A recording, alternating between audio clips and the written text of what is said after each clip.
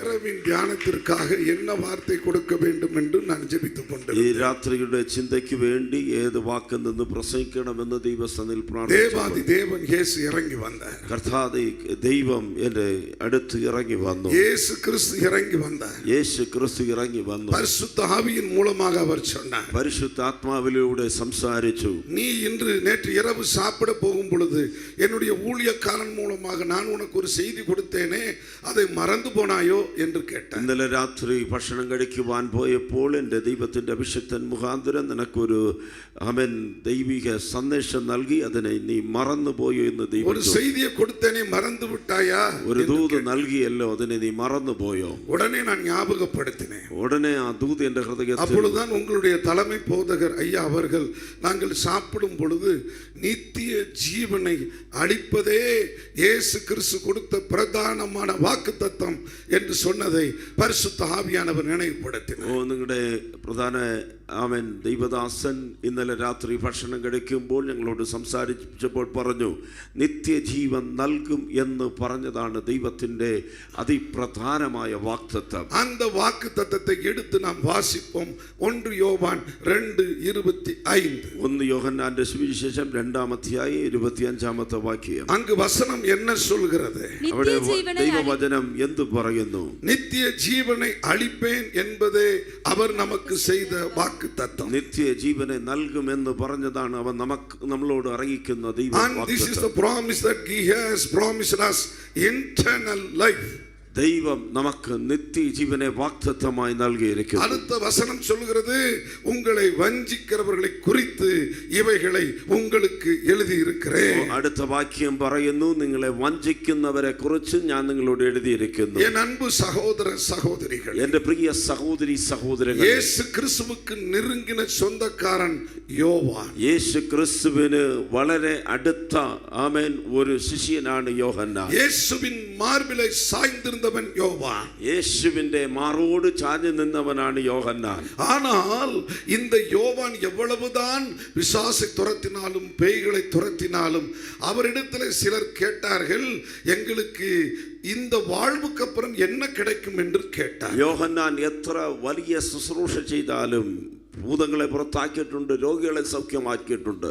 എന്നാൽ യോഹന്നാനോട് ചിലർ ചോദിക്കുന്നു, ഞങ്ങളുടെ മരണത്തിനു ശേഷമുള്ള ജീവിതം എന്ത്? அதற்கு அவர் என்ன எழுதுகிறார்? അതിന് യോഹന്നാൻ എന്താണ് എഴുതുന്നത്? 1 யோவான் 3:2 வாசிக்க கேட்போம். 1 യോഹന്നാൻ 3:2 മലയാളത്തിൽ വായിച്ചാട്ടെ. 1 John chapter 3:2 என்ன சொல்கிறது? 1 യോഹന്നാൻ 3:2. പ്രിയമുള്ളവരെ, നാം ഇപ്പോൾ ദൈവമക്കളാകുന്നു, നാം ഇന്നതാകുമെന്ന് ഇതുവരെ പ്രത്യക്ഷമായില്ല. അവൻ പ്രത്യക്ഷനാകുമ്പോൾ നാം അവനെ താൻ ഇരിക്കും പോലെ തന്നെ കാണുന്നതാകൊണ്ട് അവനോട് സദൃശന്മാർ ആകുമെന്ന് നാം അറിയുന്നു. இப்பொழுது தேவனுடைய பிள்ளைகளாக இருக்கிறோம். ഇപ്പോൾ നാം ദൈവത്തിന്റെ മക്കളായിട്ടിരിക്കുന്നു. இனி எவ்விதமாய் இருப்போம் என்று இன்னும் வெளிப்படவில்லை. ഇനി എങ്ങനെ നാം ആയിരിക്കുമെന്ന് ഇതുവരെ വെളിപ്പെടുത്തപ്പെട്ടിട്ടില്ല.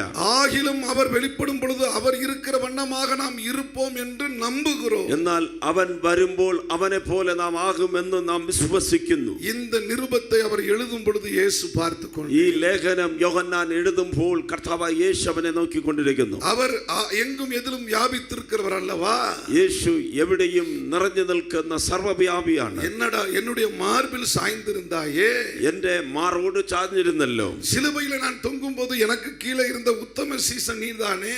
ഞാൻ ക്രൂശിക്കപ്പെട്ടപ്പോൾ എന്റെ അടുത്ത് നിന്ന ഉത്തമ ശിഷ്യൻ നീയാണല്ലോ. என்னுடைய தாயை உன்னிடத்தில் ஒப்பு கொடுத்தேனே, എന്റെ അമ്മയെ നിന്റെ കയ്യിലാണല്ലോ ഏൽപ്പിച്ചത്. அந்த நேரத்தில் நீ ஏற்றுக்கொண்டாயே, ആ സമയത്ത് തന്നെ നീ അത് സ്വീകരിച്ചല്ലോ. இப்பொழுது சபையார் கேட்கிறார்கள், ഇപ്പോൾ സഭ നിന്നോട് ചോദിക്കുന്നു, எப்படி இருப்போம்?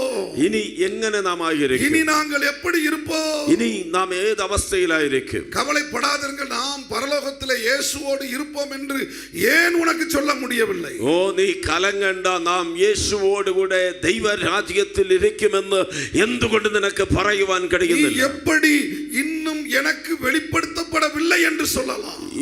എന്തുകൊണ്ട് ഇനിയും എനിക്ക് വെളിപ്പെടുത്തപ്പെട്ടിട്ടില്ല എന്ന് പറയുന്നു? உனக்கு நான் இப்பொழுது அதை உணர்த்தி காட்டுகிறேன். ഇപ്പോൾ ഞാൻ നിനക്ക് അതിനെ ഉണർത്തി കാണിക്കുന്നു. அங்கு சூழ்நிலை மாறியது, അവിടെ സാഹചര്യം മാറി, அவருடைய ஊழியம் மாறியது, അവന്റെ ശുശ്രൂഷ മാറി, அவருடைய ஊழியத்தில் அற்புத அடையாளங்கள் நடந்தது. അവന്റെ ശുശ്രൂഷയിൽ അത്ഭുതങ്ങളും അടയാളങ്ങളും നടന്നു. அரசாங்கம் அவரை பிடித்து ஒரு சங்கிலியிலே கட்டி எண்ணெய் சட்டியிலே முறுக்கை புரோட்டாவை பொரித்து எடுக்கிறது போல எடுத்தார்கள். എന്ത് സംഭവിച്ചെന്നറിയാമോ? യോഹന്നാനെ ഒരു ചങ്ങല കൊണ്ട് ബന്ധിച്ച് അവനെ കൊതിക്കുന്ന എണ്ണയിലിട്ട് ഒരു മുറുക്ക് ഒരു പൊറോട്ട ചുട്ടെടുക്കുന്നത് പോലെ ചുട്ടെടുക്കുവാനിടയായി. சுட்டு எடுத்தார்கள். അവനെ ചുട്ടെടുത്തു.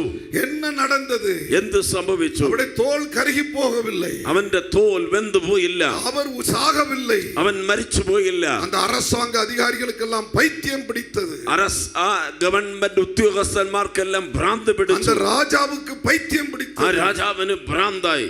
சொன்னான், இவனை என்னால் பார்க்க முடியவில்லை, ഇവനെ എന്നെ കണ്ണുകൊണ്ട് കാണുവാൻ കഴിയുന്നില്ല, உயிரோடு இருக்கிறான், ഇവൻ എങ്ങനെയാണ് ജീവനോട് ഇരിക്കുന്നത്? இவன் இந்த நாட்டில் இருக்க கூடாது, അതുകൊണ്ട് ഇവൻ ഈ ദേശത്ത് താമസിക്കരുത്, இவனை நாடு கடத்துங்கள், ഇവനെ നാട് കടത്തുക, ஆளில்லாத ஒரு தீவிலே போய் இவனை இறக்கி விட்டு ആള് താമസമില്ലാതെ ഒരു ദ്വീപിലേക്ക് അയക്കണം. என்ன நடந்தது? എന്താ സംഭവിച്ചത്? ஒரு கப்பல்ல ஏற்றி ஆளில்லாத ஒரு தீவு பத்மூஸ் என்கிற தீவிலே அவனை இறக்கி வைத்து ഒരു കപ്പലിൽ കയറ്റി ആളില്ലാത്ത ഒരു ദ്വീപിലേക്ക്, പത്മോസ് എന്ന ദ്വീപിലേക്ക് അവനെ നാട് കടത്തി. உடம்பெல்லாம் வலி, ശരീരമെല്ലാം വേദന, பசி, പട്ടിണി பட்டினி, പട്ടിണി, யாரிடத்திலும் பேசுவதற்கு ஆள் இல்ல, ആരോടും സംസാരിക്കുവാൻ ആരുമില്ല. அவனோடு கூட அப்பொழுது தெய்வம் பேசவே கிடையாது. അപ്പോൾ ദൈവം അവനോട് സംസാരിക്കുന്നില്ല. இவன் நினைத்து நினைத்து நினைத்து அழுது கொண்டே இருக்கு. അവൻ കരഞ്ഞ് കരഞ്ഞ് ദൈവത്തെ ഓർക്കുകയാണ്. திடீரென்று ஒரு நாள் அவனை தேவன் ஆவிக்குள்ளாக மாற்றினார். പെട്ടെന്ന് ഒരു ദിവസം ദൈവം യോഹന്നാനെ ആത്മാവിലാക്കി. அந்த நாளை அவன் எழுதி வைத்த பாட புஸ்தகம் தான் வெளிப்படுத்தின விசேஷம். ആ ദിവസത്തിൽ യോഹന്നാൻ എഴുതിയ ആ വെളിപ്പാടാണ് വെളിപ്പെടുത്തിയ വിശേഷം എന്ന് പറയുന്നത്. வெளிப்படுத்தின വെളിപ്പെടുത്തിയ விசேஷம் പുസ്തകം. எதற்கு என்றால் வெளிப்பாடு இல்லாதவனுக்கு கொடுத்த ஒரு வார்த்தை அடங்கிய புஸ்தகம். വെളിപ്പാട് പുസ്തകം എന്തുകൊണ്ട് എഴുതപ്പെട്ടിരിക്കുന്നു എന്ന് പറഞ്ഞാൽ, വെളിപ്പാട് ഇല്ലാത്തവന് ഒരു വെളിപ്പാട് നൽകുവാൻ എഴുതപ്പെട്ടതാണ്. என் அன்பு சகோதர சகோதரிகள், എന്റെ പ്രിയ സഹോദരി സഹോദരന്മാരെ, இன்னைக்கு உலகம் முழுவதும் திருச்சபைகள் இருக்கிறது, ഇന്ന് ലോകമെമ്പാടും ദൈവസഭകളുണ്ട്, பல்வேறு தலைமை ஸ்தாபனங்கள் இருக்கிறது, പല കേന്ദ്ര നേതൃത്വമായ സഭകളുണ്ട്, பல கிறிஸ்தவ பள்ளிக்கூடங்கள் கல்லூரிகள் இருக்கிறது, പല ക്രിസ്തീയ വിദ്യാലയങ്ങളുണ്ട്, കോളേജുകളുണ്ട്, எல்லாம் இருக்கிறது. എല്ലാം ഉണ്ടെങ്കിലും ஆனால் ஒரே ஒரு வெளிப்பாடு மாத்திரம் இன்னும் வரவில்லை. എന്നാൽ ഒരേ ഒരു വെളിപ്പാട് മാത്രം ജനത്തിന് ലഭിച്ചിട്ടില്ല. அது என்ன?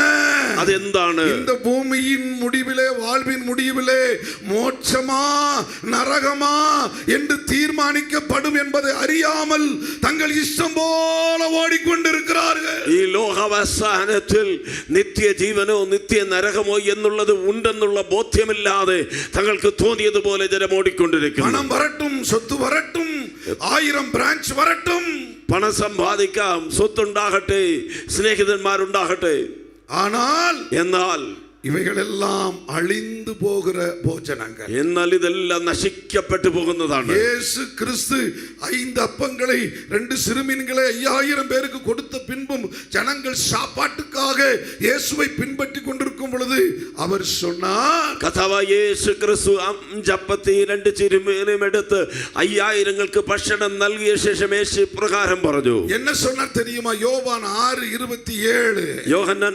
6:27 യേശു എന്താണ് പറഞ്ഞത്? 26:27 வாசித்து பாருங்க. 26:27 വായിച്ചാൽ, நீங்கள் அற்புதங்களை கண்டதினால் அல்ல, നിങ്ങൾ അത്ഭുതങ്ങളെ കണ്ടതുകൊണ്ടല്ല, வானத்திலிருந்து நான் அப்பத்தையும் ரொட்டியையும் மீனையும் கொடுத்ததினால் தான் நீங்கள் வந்திருக்கிறீர்கள். ആകാശത്ത് നിന്ന് ഞാൻ അപ്പോൾ റൊട്ടിയും നൽകിയത് കൊണ്ടാണ് നിങ്ങൾ വന്നിരിക്കുന്നത്. நான் உங்களுக்கு சொல்லுகிறேன், ഞാൻ നിങ്ങളോട് പറയുന്നു, அழிந்து போகிற போஜனத்துக்காக அல்ல, അടിന്നു പോകുന്ന ആഹാരത്തിന് വേണ്ടിയല്ല, நித்திய ஜீவன் வரைக்கும் நிலைநிற்கிற ஆகாரத்திற்காக கிரியை நடப்பியுங்கள். നിത്യ ജീവൻ വരെ നിലനിൽക്കുന്ന ഭോജനത്തിന് വേണ്ടി പ്രവർത്തിക്കണം. கைகளை தட்டி கர்த்தரை கர்த்தரை கரங்கள் மகிமைப்படுத்துவோமா? அடிச்சு கர்த்தாவே ஸ்தோத்திரம் அந்நிய செய்தார்கள். பாஷையில் நிரம்புவோமா? அந்நிய பாஷை സംസാരിച്ച ദൈവത്തിനെ இந்த സ്തോത്രം 3 ചെയ്യാം. நாட்களும் என் தேவன் உங்களுக்கு வேண்டிய அற்புதங்களை செய்தார். ഈ 3 ദിവസങ്ങളിൽ നിങ്ങൾക്ക് ആവശ്യമായ അത്ഭുതങ്ങളെ ദൈവം ചെയ്തു. பேரை சொல்லி கூப்பிட்டார். പേര് പറഞ്ഞു വിളിച്ചു.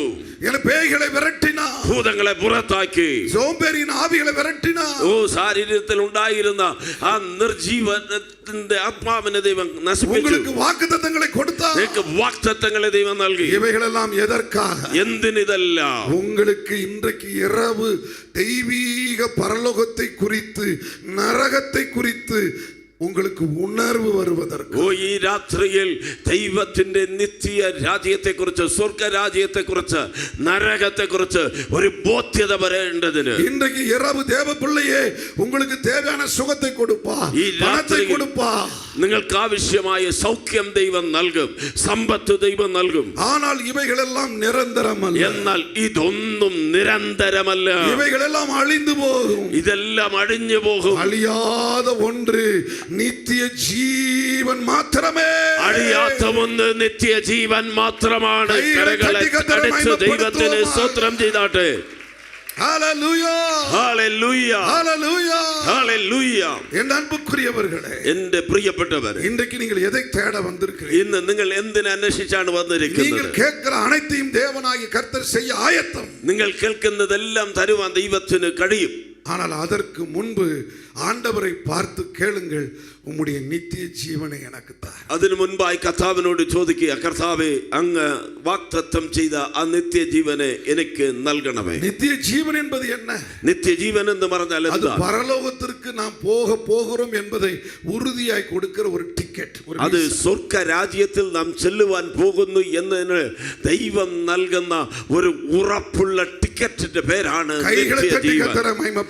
കരങ്ങളെ തട്ടി ദൈവത്തിന് സ്തോത്രം ചെയ്തു. அது பரிசுத்த பாவ மன்னிப்பு நிச்சயத்தில் ஆரம்பிக்கிறது. അത് പാപ மன்னிப்பு நிச்சயம், പാപക്ഷമയുടെ നിശ്ചയത്തിൽ നിന്ന് ആരംഭിക്കുകയാണ്. அது அபிஷேகத்திலே ஆரம்பிக்கிறது. അത് അഭിഷേകത്തിൽ തുടങ്ങുന്നു. அது பரிசுத்த விசுவாச பிரித்தெடுக்கப்பட்ட வாழ்க்கையில் ஆரம்பமாகிறது. അത് വിശുദ്ധ ജീവിതത്തിൽ വേർതിരിക്കപ്പെട്ട ജീവിതത്തിൽ ആരംഭിക്കുന്നു. எதற்கெடுத்தாலும் அவரை விசுவாசிக்கிற தன்மையை கொடுக்கிறது. എന്തിന് എടുത്താലും ദൈവത്തിൽ വിശ്വാസമുള്ള അനുഭവത്തെ അത് என்னை കാണിക്കുന്നു. ஆண்டவர் பார்த்து கொண்டிருக்கிற அந்த உணர்வை கொடுக்கிறது. എന്നെ എപ്പോഴും എന്റെ ദൈവം കാണുന്നു എന്നുള്ള ബോധ്യം നൽകുന്നു.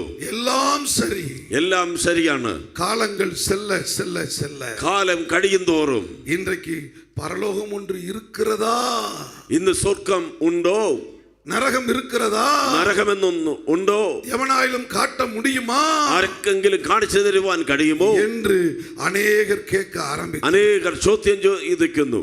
இதை விட ஒரு மோசமான காரியம் என்னவென்றால், ഇതിനേക്കാൾ മോശമായ കാര്യം എന്തെന്നാൽ மக்கள் கேட்க ஆரம்பித்தார். പെന്തക്കോസ്ത് ക്രിസ്ത്യാനികൾ എന്ന് പറയുന്ന ദൈവമക്കൾ പോലും ചോദിക്കുകയാണ്. அந்நிய பாஷை வாயில் இருக்கிறது, അന്യഭാഷ നാവിലുണ്ട്. ஆனால் பரலோகத்துக்கு போக வேண்டுமே, இன்றைக்கு ராத்திரி உம்முடைய வருகை இருந்தால் அந்த வருகையில் என்னை நினைத்துக் கொள்ளும் என்று ஜெபித்து விட்டு படுக்கிறவர்கள் எத்தனை பேர்? ഈ രാത്രിയിൽ ദൈവത്തിന്റെ വരവുണ്ടായാൽ ആ വരവിൽ എടുക്കപ്പെടണമേ എന്ന ആഗ്രഹത്തോടുകൂടെ പ്രാർത്ഥിച്ച് രാത്രി കിടന്നുറങ്ങുന്നവർ എത്ര പേരുണ്ട്? இன்றைக்கு இரவு உம்முடைய வருகை இருந்தால் என்னையும் என் குடும்பங்களை நினைத்துக் கொள்ளும் என்று சொல்லுகிறவர்கள் எத்தனை பேர்? ഓ ഈ രാത്രിയിൽ അങ്ങയുടെ വരവുണ്ടായാൽ എന്നെയും എന്റെ കുടുംബത്തെയും ഓർക്കണമേ എന്ന് പറയുന്ന ആരെങ്കിലും ഉണ്ടോ? அப்படி சொல்லுகிறவர்கள்தான் மணவாட்டி திருச்சபை. അങ്ങനെ പറയുന്നവരാണ് മണവാട്ടി സഭ. அப்படி சொல்லுகிறவர்கள்தான் கரை திரையற்ற மணவாட்டி திருச்சபை. അങ്ങനെ പറയുന്നവരാണ് കറ ചുളക്കം ഒന്നുമില്ലാത്ത മണവാട്ടി സഭ. இன்றைக்கு இரவு, ഇന്ന് രാത്രി மணவாட்டியே, ഓ മണവാട്ടിയെ, உன்னை அலங்கரிக்க இயேசு வந்திருக்கிறார். നിന്നെ അലങ്കരിക്കുവാൻ യേശു വന്നിരിക്കുന്നു. உனக்கு ஒரு உணர்வை கொடுக்க இயேசு வந்திருக்கிறார். നിനക്കൊരു ബോധ്യം തരുവാൻ യേശു വന്നിരിക്കുന്നു. உனக்கு ஒரு അഭിഷേകത്തെ തര இயேசு നിനക്കൊരു வந்திருக்கிறார். അഭിഷേകം നൽകുവാൻ യേശു വന്നിരിക്കുന്നു. குடும்ப தலைவர்களே, ഓ കുടുംബ ഗ്രഹനാഥന്മാരെ, குடும்ப தலைவியே, ഗ്രഹനാഥന്മാരെ, நீ சபைக்கு மாத்திரம் உத்தமமாய் இருந்தால் നീ பரலோகத்துக்கு സഭയിൽ போய்விட முடியாது. മാത്രം ഉത്തമയായിട്ട് ഇരുന്നാൽ സ്വർഗരാജ്യത്തിന് പോകുവാൻ കഴിയത്തില്ല. உபதேசத்துக்கு மாத்திரம் உத்தம மூடமையா இருந்தால் பரலோகத்துக்கு போக முடியாது. ഉപദേശം മാത്രം അനുസരിച്ച് ജീവിച്ചത് കൊണ്ട് പോകുവാൻ കഴിയത്തില്ല.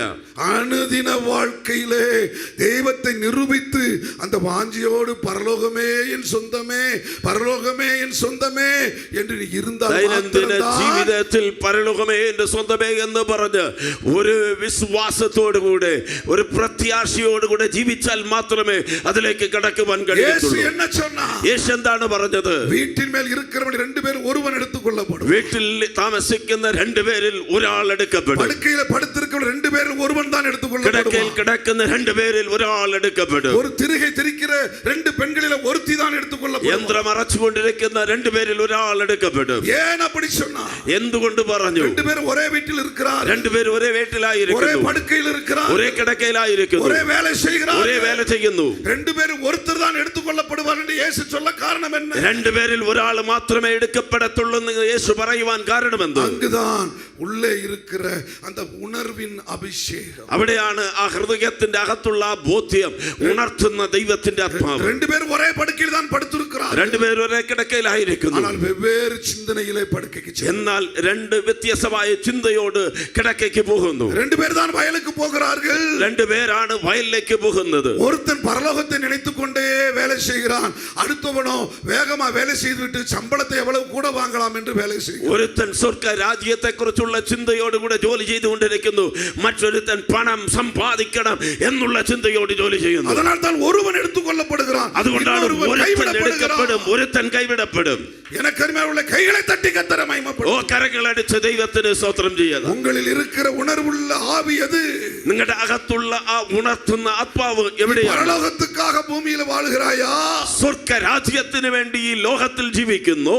நீ இல்லாவிட்டால் நரகத்துக்கு போக வேண்டும் என்பதற்காக உங்கள் இஷ்டம் போல வாழுகிறீர்கள். നരകത്തിൽ പോകണമെന്നുള്ളതിന് വേണ്ടി തോന്നിയതുപോലെ ജീവിക്കുന്നുണ്ടോ? தயவாக இன்றைக்கு இரவு தீர்மானம் செய்யும். ഓ ദയവ് ചെയ്ത് ഈ രാത്രിയിൽ തീരുമാനമെടുക്കണം. இயேசு சொல்லுகிறார், യേശു പറയുന്നു மத்தேயு 18:14 ஒருவனாயிலும் கெட்டு போகக்கூடாது. മത്തായി 18:16 ഒരുത്തനും നശിച്ചു പോകരുത്. அதனால் தான் எங்களை போன்ற ஊழியக்காரர்களை உங்கள் தேசத்துக்கு அனுப்புகிறார். അതുകൊണ്ടാണ് ഞങ്ങളെ പോലുള്ള ദൈവദാസന്മാരെ ഈ ദേശത്തിലേക്ക് കർത്താവ് അയക്കുന്നത്. உங்கள் தேசத்திலிருந்து ஊழியக்காரர்களை எங்கள் தேசத்துக்கு அனுப்புகிறார். ഓ നിങ്ങളുടെ ദേശത്ത് നിന്ന് ദൈവദാസന്മാരെ ഞങ്ങളുടെ ദേശത്തിലേക്ക് അയക്കുന്നു. எனக்கு அருமையான தேவனுடைய பிள்ளைகளே, എനിക്ക് പ്രിയമുള്ള ദൈവമക്കളെ, கடந்த அக்டோபர் மாசம் நடந்த முகாமிலே கடந்த വർഷം ഒക്ടോബർ മാസം നടന്ന ക്യാമ്പിൽ വെച്ച് எங்களுடைய ஊரில் நடந்த ஜெபாலயத்திலே ഞങ്ങളുടെ ക്യാമ്പ് സൈറ്റിൽ നടന്ന ആ ക്യാമ്പിൽ பாருங்கள், ஜான் மார்ட்டின் வந்திருந்தார். പാസ്റ്റർ ജോൺ മാർട്ടിൻ വന്നിരുന്നു. ஏனைய ஊழியர்கள்லாம் வந்திருந்தார்கள். പ്രിയപ്പെട്ട ദൈവദാസന്മാർ വന്നിരുന്നു. எவ்வளவு பெரிய அற்புதம் தெரியுமா? വലിയ അത്ഭുതങ്ങൾ നടന്നു. என்னுடைய சொந்த அண்ணன் மகன் ஒருவன் ஒரு ஊதாரியாய் திரிந்து கொண்டே இருந்தான். എന്റെ ജ്യേഷ്ഠ സഹോദരന്റെ മകൻ ഒരു ദൈവഭയമില്ലാത്തവനായി ജീവിച്ചുകൊണ്ടിരുന്നു. தேவப்பிள்ளைதான், അവൻ ദൈവത്തിന്റെ മകനാണ്. அழகுள்ளவன்தான், ഓ സൗന്ദര്യമുള്ളവനാണ്. என்னுடைய அண்ணன் மகன்தான். എന്റെ സ്വന്തം സഹോദരന്റെ മകനാണ്. ஆனால் அவனுக்கு ஊழியங்கள் மேலே வெறுப்பு, ஊழியக்காரர்கள் மேலே வெறுப்பு. അവന് ദൈവദാസന്മാരുടെ മേൽ വലിയ വെറുപ്പുണ്ടായിരുന്നു. நடந்தது என்ன? എന്താ സംഭവിച്ചത്? உங்கள் சகோதரன் ஜான் மார்ட்டின் அப்படியே உள்ள நடந்து போனார். നിങ്ങളുടെ ദൈവദാസൻ ജോൺ മാർട്ടിൻ അവിടെ നടന്നുപോയി. இவர் நடந்து போக போக அவன் சடேர் என்று சாடி கீழே விழுந்தான். செத்தவனை போல கிடந்தான். ദൈവദാസൻ നടന്നു പോകുമ്പോൾ തന്നെ അവൻ മരിച്ചവനെ പോലെ നിലത്ത് വീഴുവാനിടയായി. எழுந்தவனே சொன்னான், അവൻ എഴുന്നേറ്റപ്പോൾ പറഞ്ഞു, ஏதோ ஒன்று என்னை விட்டு போய்விட்டது. ഏതോ ഒരു ശക്തി എന്നിൽ നിന്ന് പോയിരിക്കുന്നു. ஆனால் இப்பொழுது ஒரு பெரிய லகுவாய் உணர்கிறேன். ഇപ്പോൾ ഞാൻ സാധാരണപ്പെട്ട ഒരു മനുഷ്യനെ പോലെ இயேசுவை தொட்டுக்கொண்டிருக்கிறார். യേശു പറയുന്നു, இயேசு எனக்காக உயிர் நீத்தவர் இருக்கிறார். യേശു എന്നോട് പറയുന്നു, യേശു എനിക്ക് വേണ്ടി ജീവനെ இனி നൽകിയിരിക്കുന്നു. அவருக்காக வாழ்வே. ഇനി യേശുവിന് വേണ്ടി ജീവിക്കും. கைகளை தட்டி கர்த்தரை மகிமைப்படுத்துவோம். കരങ്ങളടിച്ച് ദൈവത്തിന് സ്തോത്രം പറയാമോ? கர்த்தர் அவரை கைவிடுவாரா? ദൈവം അവനെ ഉപേക്ഷിക്കുമോ? கர்த்தர் அவனை விட்டு விடுவாரா? ദൈവം അവനെ വിട്ടുകളയുമോ? ஆனால் എന്നാൽ உணர்வை மீறி நடந்தால், ഉണർവില്ലാതെ നടന്നാൽ, உடன்படிக்கையை மீறி நடந்தால், ദൈവത്തോട് ചെയ്യപ്പെട്ട ഉടമ്പടി മീറി നടന്നാൽ அவனையும் விட்டு விடுவார். അവനെയും ദൈവം കൈവിടും. நானாக இருந்தாலும் விட்டு விடுவார். ഞാനായിരുന്നാലും കൈവിടും. வேதத்திலே அப்படித்தான் பார்க்கிறோம். ദൈവവചനത്തിൽ അങ്ങനെയാണ് കാണുന്നത്. ஒரு பெரிய பணக்காரன் ஒருவன் இயேசுவிடத்தில் ഒരു വലിയ സമ്പത്തുള്ള മനുഷ്യനുണ്ടായിരുന്നു. அவன் வந்து சொன்னான், അവൻ വന്നു പറഞ്ഞു, நித்திய ஜீவனை சுதந்தரிக்க நான் என்ன செய்ய வேண்டும்? നിത്യജീവനെ പ്രാപിക്കുവാൻ ഞാൻ എന്ത് ചെയ്യണം? எனக்கு அடுத்து யார்? എനിക്ക് അടുത്ത ആരാണ്? அவன் நினைத்தான் என்னை விட ஒருவனும் பெரிய யோக்கியன் கிடையாது என்று എന്നെക്കാൾ ശ്രേഷ്ഠന്മാർ ഈ ലോകത്തിൽ ഇല്ല എന്ന് അവൻ ചിന്തിച്ചു. நான் தான் எல்லாம் என்று நினைத்துக் கொண்டிருந்தேன். ഞാനാണ് എല്ലാം എന്ന് അവൻ ചിന്തിച്ചു. நடந்தது என்ன? എന്താ സംഭവിച്ചത്? இயேசு அவனை பார்த்து சொன்னார், மோசேயின் மூலமாக சொல்லப்பட்ட கற்பனைகளை சரியாக செய்து வா. യേശു അവനോട് പറഞ്ഞു, മോശ മുഖാന്തരം പറയപ്പെട്ട ദൈവ കൽപ്പനകളെ നീ അനുസരിക്കണം. அவன் പറഞ്ഞു, எனக்கு எல்லாமே தெரியுமே, എനിക്ക് എല്ലാം അറിയാം. நீங்கள் மார்க் 10ஆம் அதிகாரம் 15, 16, 17 இவைகளை வாசிக்கலாம், நமக்கு நேரம் இல்லை, கேளுங்க. മാർക്ക് സുവിശേഷം 10ആം അധ്യായം 15, 16, 17 വാക്യങ്ങളിൽ നമുക്ക് വായിക്കാൻ സമയമില്ലാത്തതുകൊണ്ട് നാം വായിക്കണ്ട. അവൻ சொன்னான், சிறு வயது முதற்கொண்டு അവൻ പറഞ്ഞു, ചെറു പ്രായം മുതൽ ഇതെല്ലാം ഞാൻ അനുസരിക്കുന്നുണ്ട്. യേശു அப்படியே அதிர்ச்சியான. യേശു അത് കേട്ട് ആശ്ചര്യപ്പെട്ടു. சிறு வயது முதற்கொண்டு நீ பின்பற்றி வருகிறாய், ചെറു പ്രായം മുതൽ നീ അത് അനുഭവിക്കുന്നുണ്ടോ? കൽപ്പനകളെ കൈക്കൊണ്ട് വരുகிறாய், കൽപ്പനകളെ അനുസരിക്കുന്നുണ്ടോ? அப்படி என்றால் நீ ஒன்று செய். എന്നാൽ നീ ഒന്നുകൂടെ ചെയ്യണം. உன் சொத்துக்களை எல்லாம் விற்று, നിന്റെ സ്വത്തെല്ലാം വിറ്റ് ஏழைகளுக்கு கொடுத்து, ദരിദ്രർക്ക് കൊടുക്കണം. என்னுடைய சிலுவை எடுத்துக்கொண்டு என்னை എന്റെ ക്രൂസ് എടുത്തുകൊണ്ട് നീ എന്നെ അനുഗമിക്കുക. கைகளை தட்டி கர்த்தரை കരങ്ങൾ അടിച്ച ദൈവത്തിന് സ്തോത്രം ചെയ്യാം. ஹalleluya, ഹല്ലേലൂയ, ஹalleluya, ഹല്ലേലൂയ. அவன் கேட்ட கேள்வி என்ன? യേശു ചോദിച്ച ചോദ്യം എന്താണ്? போதகரே, நித்திய ஜீவனை அடைய நான் என்ன செய்ய வேண்டும்? ഗുരുവേ, നിത്യജീവൻ പ്രാപിക്കുവാൻ ഞാൻ എന്ത് ചെയ്യണം? இயேசு சொல்கிறார், தியாகம் செய். യേശു പറയുന്നു, ദാനം ചെയ്യുക, தியாகம் செய். ത്യാഗം ചെയ്യുക. இதுவரைக்கும் நீ எல்லா சந்தோஷத்தை அனுபவித்து விட்டாயே, ഇതുവരെ നീ എല്ലാ സന്തോഷവും അനുഭവിച്ചിരിക്കുന്നു, எல்லா சொத்தையும் அனுபவிச்சிட்டாயே, എല്ലാ സ്വത്തും നീ അനുഭവിച്ചിരിക്കുന്നു. இப்பொழுது ஒன்று செய், ഇല്ലാதவர்களுக்கு கொடு. ഇപ്പോൾ ഒന്ന് നീ ചെയ്യുക, ഇല്ലാത്തവർക്ക് കൊടുക്കുക. உன்னை போல பிறனை நேசி, നിന്നെ പോലെ മറ്റുള്ളവരെ അയൽക്കാരനെ സ്നേഹിക്കുക. அவ்வளவுதான். അപ്പൊ അത് അത്രയേ ഉള്ളൂ. அவன் நடுங்க ஆரம்பித்தான். അവൻ വിറയ്ക്കുവാൻ തുടങ്ങി. ஐயோ, இவ்வளவு சொத்தை கொண்டு போய் யாருக்கு கொடுக்கிறது? ഈ ഇത്രയും വലിയ സ്വത്ത് ആർക്ക് കൊടുക്കുവാൻ அவன் കഴിയും? ஐஸ்வர்யவான் மட்டுமல்ல, ஐஸ்வர்யத்தின் மேல் நம்பிக்கை அதிகமாய் வைத்தான். അവൻ ധനവാൻ മാത്രമല്ല, അവൻ ധനത്തെ ആശ്രയിച്ചവനായിരുന്നു. இயேசுதான் அந்த ஆசீர்வாதத்தை கொடுத்தவர். യേശുവാണ് അനുഗ്രഹം കൊടുത്തത്. கடவுள்தான் அவனுக்கு கொடுத்தவர். ദൈവമാണ് അനുഗ്രഹം யெகோவா കൊടുത്തത്. தெய்வம்தான் அவனுக்கு கொடுத்தவர். യഹോവയാണ് അവൻ നൽകിയത്. சொத்தை விட்டு பிரிய மனம் இல்லை. അവന് ആ സ്വത്തിനെ വിട്ട് പിരിവാൻ മനസ്സില്ല. பாருங்கள், துக்க முகத்தோடு போய்விட்டான். പ്രിയപ്പെട്ടവരെ, അവൻ ദുഃഖമുഖത്തോട് കടന്നുപോയി. நீங்களும் இன்றைக்கு துக்க முகத்தோடு வந்த வண்ணமாக வீட்டுக்கு போக ஆசைப்படுகிறீர்களா? നിങ്ങളും വന്നതുപോലെ ദുഃഖമുഖത്തോട് വീട്ടിലേക്ക് പോകുവാൻ ആഗ്രഹിക്കുന്നുണ്ടോ? அப்படி போக ஆசைப்படுகிறீர்களோ? അങ്ങനെ ആഗ്രഹമുണ്ടോ? நீங்கள் அப்படி இருதயத்தை கடினப்படுத்தினால் நீங்களும் அப்படியே போங்கள் என்று விட்டு விடுவார். നിങ്ങളും അതുപോലെ ഹൃദയത്തെ കഠിനപ്പെടുത്തിയാൽ നിങ്ങളും അതുപോലെ ദുഃഖത്തോട് പോ എന്ന് ദൈവം വിട്ടുകളയും. இல்லை ஆண்டவரே, நான் எதை இழந்தாலும் உம்மை இழக்க மாட்டேன். ഇല്ല കർത്താവേ, ഞാൻ ഇതിനെ നഷ്ടപ്പെടുത്തിയാലും അങ്ങയെ നഷ്ടപ്പെടുത്തത്തില്ല എന്ന് പറയുന്ന ആരെങ്കിലും ഉണ്ടെങ്കിൽ അവരെ ദൈവം ഉപേക്ഷിക്കത്തില്ല. കരങ്ങളടിച്ച് ദൈവത്തിന് സ്തോത്രം ചെയ്യാമോ? ஹalleluya, ഹല്ലേലൂയ. நீங்கள் ஜெபிக்கிறவர்களாக மாற வேண்டும். നിങ്ങൾ പ്രാർത്ഥിക്കുന്നവരായി മാറണം. நீங்கள் தியாகம் செய்கிறவர்களாய் மாற നിങ്ങൾ வேண்டும். ത്യാഗം ചെയ്യുന്നവരായി മാറണം. சாட்சி உள்ளவர்களாய் மாற வேண்டும். സാക്ഷിയുള്ള ജീവിതമുള്ളവരായി മാറണം. அது மட்டுமல்ல, അത് മാത്രമല്ല, நீங்க இப்ப வந்தாலும் நான் ஆயத்தம். ഓ കർത്താവേ, ഇപ്പോൾ വന്നാലും ഞാൻ ഒരുക്കമാണ്. நீர் எப்பொழுது வந்தாலும் നീ ஆயத்தம். എപ്പോൾ വന്നാലും ഞാൻ ഒരുക്കത്തോടെ நான் ആയിരിക്കുന്നു. மண்ணுக்குள் மரணம் வந்து படுத்து கிடந்தாலும் எக்காலம் துணிக்கும் பொழுது நான் எழுந்திருப்பேன். ഓ, ഞാൻ മണ്ണിൽ കിടന്നുറങ്ങിയാലും കാഹള ശബ്ദം കേൾക്കുമ്പോൾ ഞാൻ എഴുന്നേറ്റ് വരും. ഹല്ലേലൂയ, ஹalleluya, ഹല്ലേലൂയ. இந்த சத்தத்தை கேட்டுக்கொண்டிருக்கிற என் அன்பு பாரம்பரியமாய் வாழ்ந்து கொண்டிருக்கிற கிறிஸ்தவனே, மனம் திரும்பு. ഈ ശബ്ദം കേൾക്കുന്ന പാരമ്പര്യ ക്രിസ്ത്യാനിയെ നീ മാനസാന്തരപ്പെട്. வெறுமனே அந்நிய பாஷையை நீ ரட்சிக்கப்பட்ட முன் போல காட்டுகிறதுக்காக பேசிக் கொண்டிருக்கிறாயே, மனம் திரும்பு. ഓ, മാനസാന്തരപ്പെട്ടെന്ന് അഭിനയിക്കുവാൻ അന്യഭാഷ സംസാരിച്ചുകൊണ്ട് അഭിനയിക്കുന്നവരെ മാനസാന്തരപ്പെടുക. இன்றைக்கு இரவு நீ துக்க முகத்தோடு போகக்கூடாது. உன்னுடைய பரம்பரை, உன்னுடைய ஜனம் പരലോകത്തിൻ പിള്ളകളായി മണവാട്ടിയായി വര வேண்டும். ഇന്ന് രാത്രി നീ ദുഃഖമുഖത്തോട് വീട്ടിലേക്ക് പോകരുത്. നീയും നിന്റെ പാരമ്പര്യത്തിലുള്ളവരും യേശുവിന് വേണ്ടി കടന്നു വരണമെന്ന് കർത്താവ് ആഗ്രഹിക്കുന്നു. இந்த பிளஸ் வாகமன் கூட்டங்கள் அதற்குத்தான். ഈ പ്ലസ് വാഗമൺ അതിനു വേണ്ടിയാണ്. യേശു ക്രിസ്തു இங்கு இறங்கி வந்திருக்கிறார் அதற்குத்தான். യേശു ക്രിസ്തു ഇവിടെ ഇറങ്ങി വന്നിരിക്കുന്നത് അതിനു വേണ്ടിയാണ്. നിത്യ ജീവൻ വരയ്ക്കും നിലനിൽക്കുന്ന ഭോജനം, നിത്യ ജീവൻ വരെ നിലനിൽക്കുന്ന ആഹാരം. அந்த மகன் துக்கமாய் போனான். ആ മകൻ ദുഃഖത്തോട് പോയി? ഏൻ പോണാ? എന്തുകൊണ്ട് പോയി? ഉലകത്തിൻ മേൽ ഐശ്വര്യമാനായിരുന്നു. ഓ, ലോകത്തിന്റെ ധനത്തിന്മേലുള്ള ആശ്രയം. எனக்கு அருமையானவர்களே, എന്റെ പ്രിയപ്പെട്ടവരെ, ஒரு 2005 என்று நினைக்கிறேன். 2005 വർഷം എന്നോർക്കുന്നു. எப்பொழுது அந்த ஸ்டோன்ஸ் ஃபார்ம் ஆகி மன்னார்குடிக்கு போனோம் 2005. 2005 മണ്ണാർകുടി എന്ന ഊருக்கு ஊழியத்துக்கு போகிறோம். 2005 വർഷം മന്നാർകുടി എന്ന് പറയുന്ന ഗ്രാമത്തിലേക്ക് മിനിസ്ട്രിക്ക് വേണ്ടി പോയി. அங்கு கிளம்ப ஆரம்பிக்கிறோம். எனக்கு ഇടുപ്പിലെ കൂസി വെച്ച് കുത്തുന്നത് പോലെ വലിക്ക ആരംഭിച്ചു. ആ ശുശ്രൂഷയ്ക്ക് വേണ്ടി കടന്നു പോകുവാൻ ഒരുങ്ങിയപ്പോൾ പുറത്ത് സൂചി കൊണ്ട് കുത്തിയത് പോലുള്ള വേദന അനുഭവിച്ചു. ഉടനെ എന്റെ കുടുംബത്താർ എന്നെ ആശുപത്രിയിൽ ചേർത്ത. ഉടനെ എന്റെ കുടുംബത്തിൽപ്പെട്ടവർ എന്നെ ഹോസ്പിറ്റലിൽ അഡ്മിറ്റ് ചെയ്തു. ഡോക്ടർ പറഞ്ഞു, ஐயா, உங்களுக்கு உங்களுடைய ஸ்கேன் ரிப்போர்ட் படி 6 கல்கள் இங்க உங்களுடைய ஸ்டோன்ல இருக்குது. நீங்க சரியாவே தண்ணி குடிக்கல, ஓடி ஓடி உழைச்சு உங்க உடம்ப கெடுத்துக்கிட்டீங்க.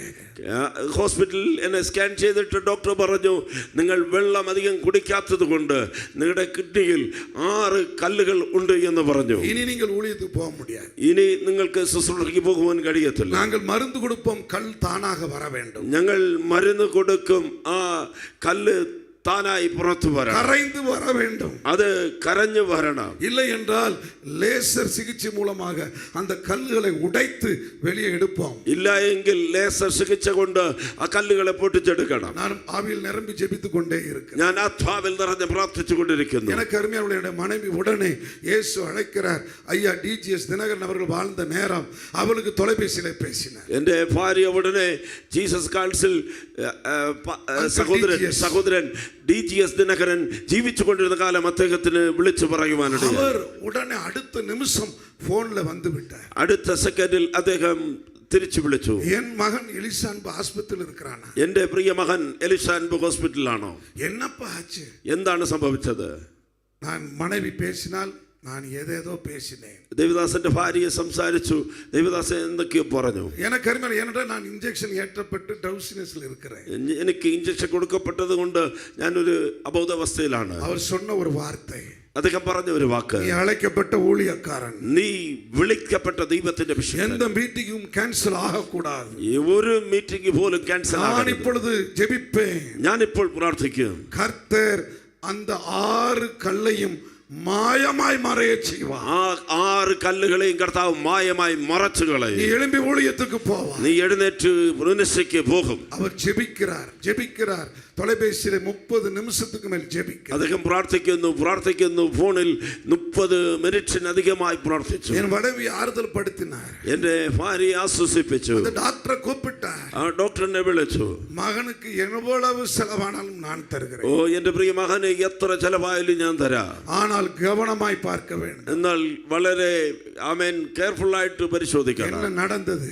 എന്താ സംഭവിച്ചത്? ജപിക്ക இன்னுം நான் ആവിക്കുള്ളാണ്. ഓ, അദ്ദേഹം പ്രാർത്ഥിക്കുന്തോറും ഞാൻ ആത്മാവിലായി. ഒരു പക്കം മരുന്നുകളിൻ തന്മൈ, മറ്റൊരു ഭാഗം മരുന്നുകൾ, இன்னொரு பக்கம் ஆண்டவருடைய அபிஷேகம், മറ്റൊരു ഭാഗം ദൈവത്തിന്റെ അഭിഷേകം. அன்றைக்கு மாலை, അന്ന് വൈകിയ വേളയിൽ அந்த நேரத்தில் என் கண்கள் திறக்கப்பட்டது. എന്റെ കണ്ണ് തുറക്കപ്പെട്ടു. திடீரென்று என் கண்களுக்கு முன்பதாக ஒரு வெள்ளைக்காரன், ஒரு வெள்ளைக்காரி, ஒரு ஒயிட் ஹஸ்பண்ட் அண்ட் ஒய்ஃப் எனக்கு தெரிகிறார்கள். ആ കണ്ണ് തുറന്ന് ഞാൻ നോക്കുമ്പോൾ എൻ്റെ മുൻപിൽ ഒരു സായിപ്പും മാതായിപ്പും വന്ന് നിൽക്കുന്നു. White people. அவர் கூப்பிடுகிறார், வா, என் ஊருக்கு வராமல் போய்விடாதே, வா. രണ്ടുപേരും എന്നെ നോക്കി വിളിക്കുന്നു, ഞങ്ങളുടെ നാട്ടിലേക്ക് നീ വരണം, വരാതെ പോകരുത്. நான் பயந்து எந்திரிச்சேன். ഞാൻ പേടിച്ചെഴുന്നേറ്റു. என் மனைவியின் கையை பிடித்தேன். എന്റെ ഭാര്യയുടെ കരത്തെ പിടിച്ചു. தேவதூதர்கள் வெள்ளக்கார உருவத்தில் வந்து வா வான்னு கூப்பிடுறாங்க. ദൈവത്തിന്റെ ദൂതന്മാർ സായിപ്പുമാരുടെ രൂപത്തിൽ വന്ന് വാ വാ എന്ന് വിളിക്കുന്നു. நான் உடனே இன்னைக்கு பரலோகத்துக்கு போக ஆயத்தம். ഞങ്ങൾ ഉടനെ സ്വർഗ്ഗരാജ്യത്തിലേക്ക് പോകാൻ ഒരുങ്ങി. நான் செத்து போனாலும் நீ போய் பிரசங்கம் பண்ண வேண்டும். ഞാൻ മരിച്ചു പോയാലും നീ പോയി ദൈവവേല ചെയ്യണം. ஊழியக்காரனும் ஊழியக்காரியுமாய் நீ வளர்க்க வேண்டும். മക്കളെ ദൈവത്തിന്റെ ദാസനായി വളർക്കണം. அவர் சொன்னால், என் மனைவி சொன்னால், എന്റെ ഭാര്യ പറഞ്ഞു, வாய மூடுங்க, വായടക്ക്, உங்களுக்கு கொடுத்த வாக்குத்தத்தம் நிறைவேறணும். നിങ്ങളോട് ദൈവം പറഞ്ഞ വാഗ്ദത്തം നിവൃത്തീകരിക്കണം. അങ്കിൾ ഡിജിഎസ് കൊടുത്ത് சொன்ன വാഗ്ദത്തം நிறைவேறணும். അങ്കിൾ DGS-നെ കുറിച്ച് പറഞ്ഞ വാഗ്ദത്തം നിവൃത്തീകരിക്കണം. சாக போவதில்லை, നിങ്ങൾ മരിക്കത്തില്ല. நாங்கள் ஊழியத்துக்கு போகிறோம். നാം മിനിസ്ട്രിക്ക് പോകും. கைகளை தட்டி கத்தர കരങ്ങളടിച്ച് ദൈവത്തിന് സ്തോത്രം ചെയ്യുക. ஒரு 3 மணி நேரத்துக்கு மேல் தூங்கினேன். 3 മണിക്കൂർ അധികമായി ഉറങ്ങി. எழுந்தால் ஒரு வலி எதுவுமே கிடையாது. എഴുന്നേറ്റപ്പോൾ ഒരു വേദനയുമില്ല. டாக்டர் கூப்பிட்டு, டாக்டர் வாங்க, ഡോക്ടറെ വിളിച്ചു, ഡോക്ടർ ബാ, என்ன உடனே டிஸ்சார்ஜ் பண்ணுங்க, എന്നെ ഉടനെ ഡിസ്ചാർജ് ചെയ്യണം, எனக்கு வலி எல்லாம் ஒண்ணுமில்ல, ரொம்ப ஃப்ரெஷ் ஆயிட்டேன், എനിക്ക് വേദന ഒന്നും ഇല്ല, ഞാൻ ഫ്രഷ് ആയി. இயேசு சுகமாக்கி விட்டா. യേശു എന്നെ സൗഖ്യമാക്കി.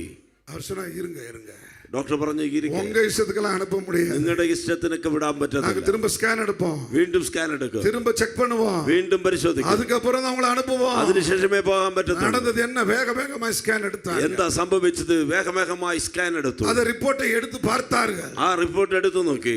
அவர்கள் கத்திக்கொண்டே ஓடி வந்தார்கள். അവർ ഒച്ചത്തിൽ സംസാരിച്ചു കൊണ്ടുവന്നു. അവർ ശബ്ദമുണ്ടാക്കി കൊണ്ടുവന്നു. Medical miracle.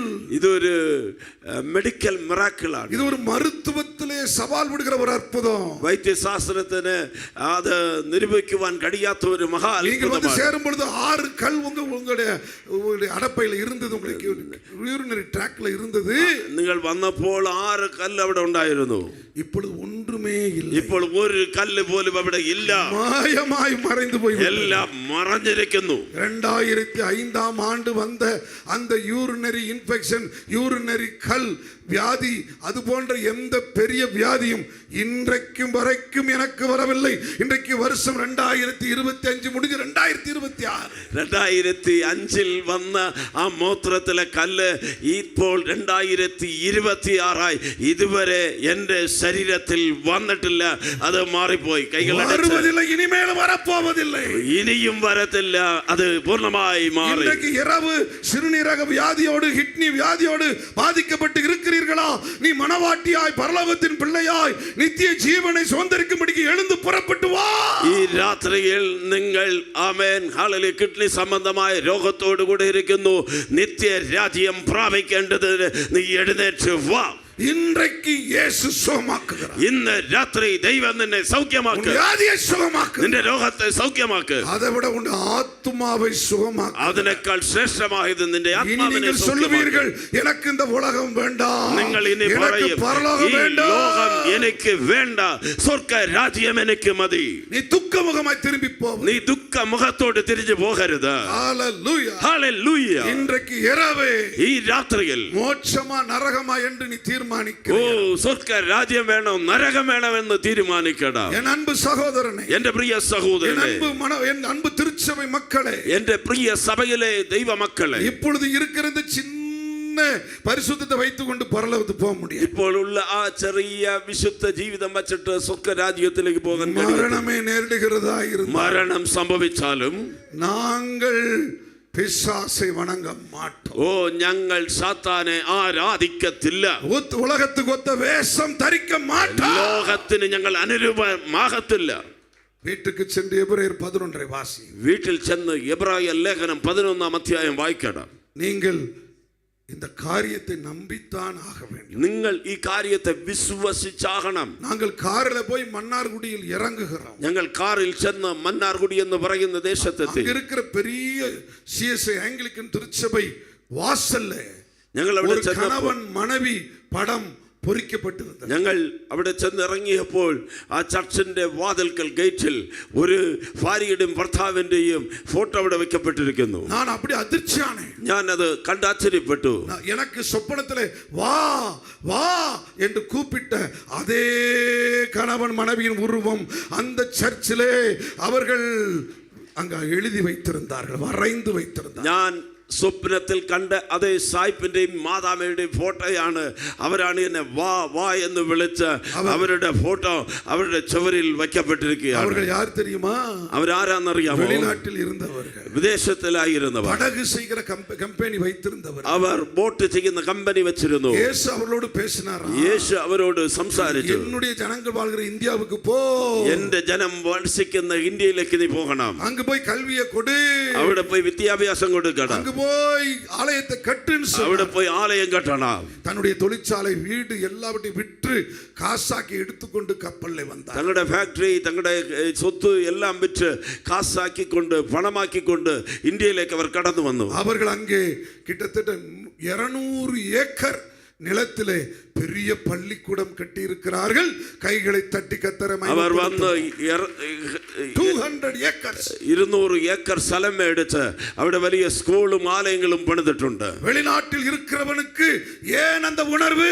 വിദേശത്തായിരുന്ന ആ സായിപ്മാർക്ക് എന്തുകൊണ്ട് അങ്ങനെ ഒരു ഉണർവുണ്ടായി? ஏன் அந்த உணர்வு?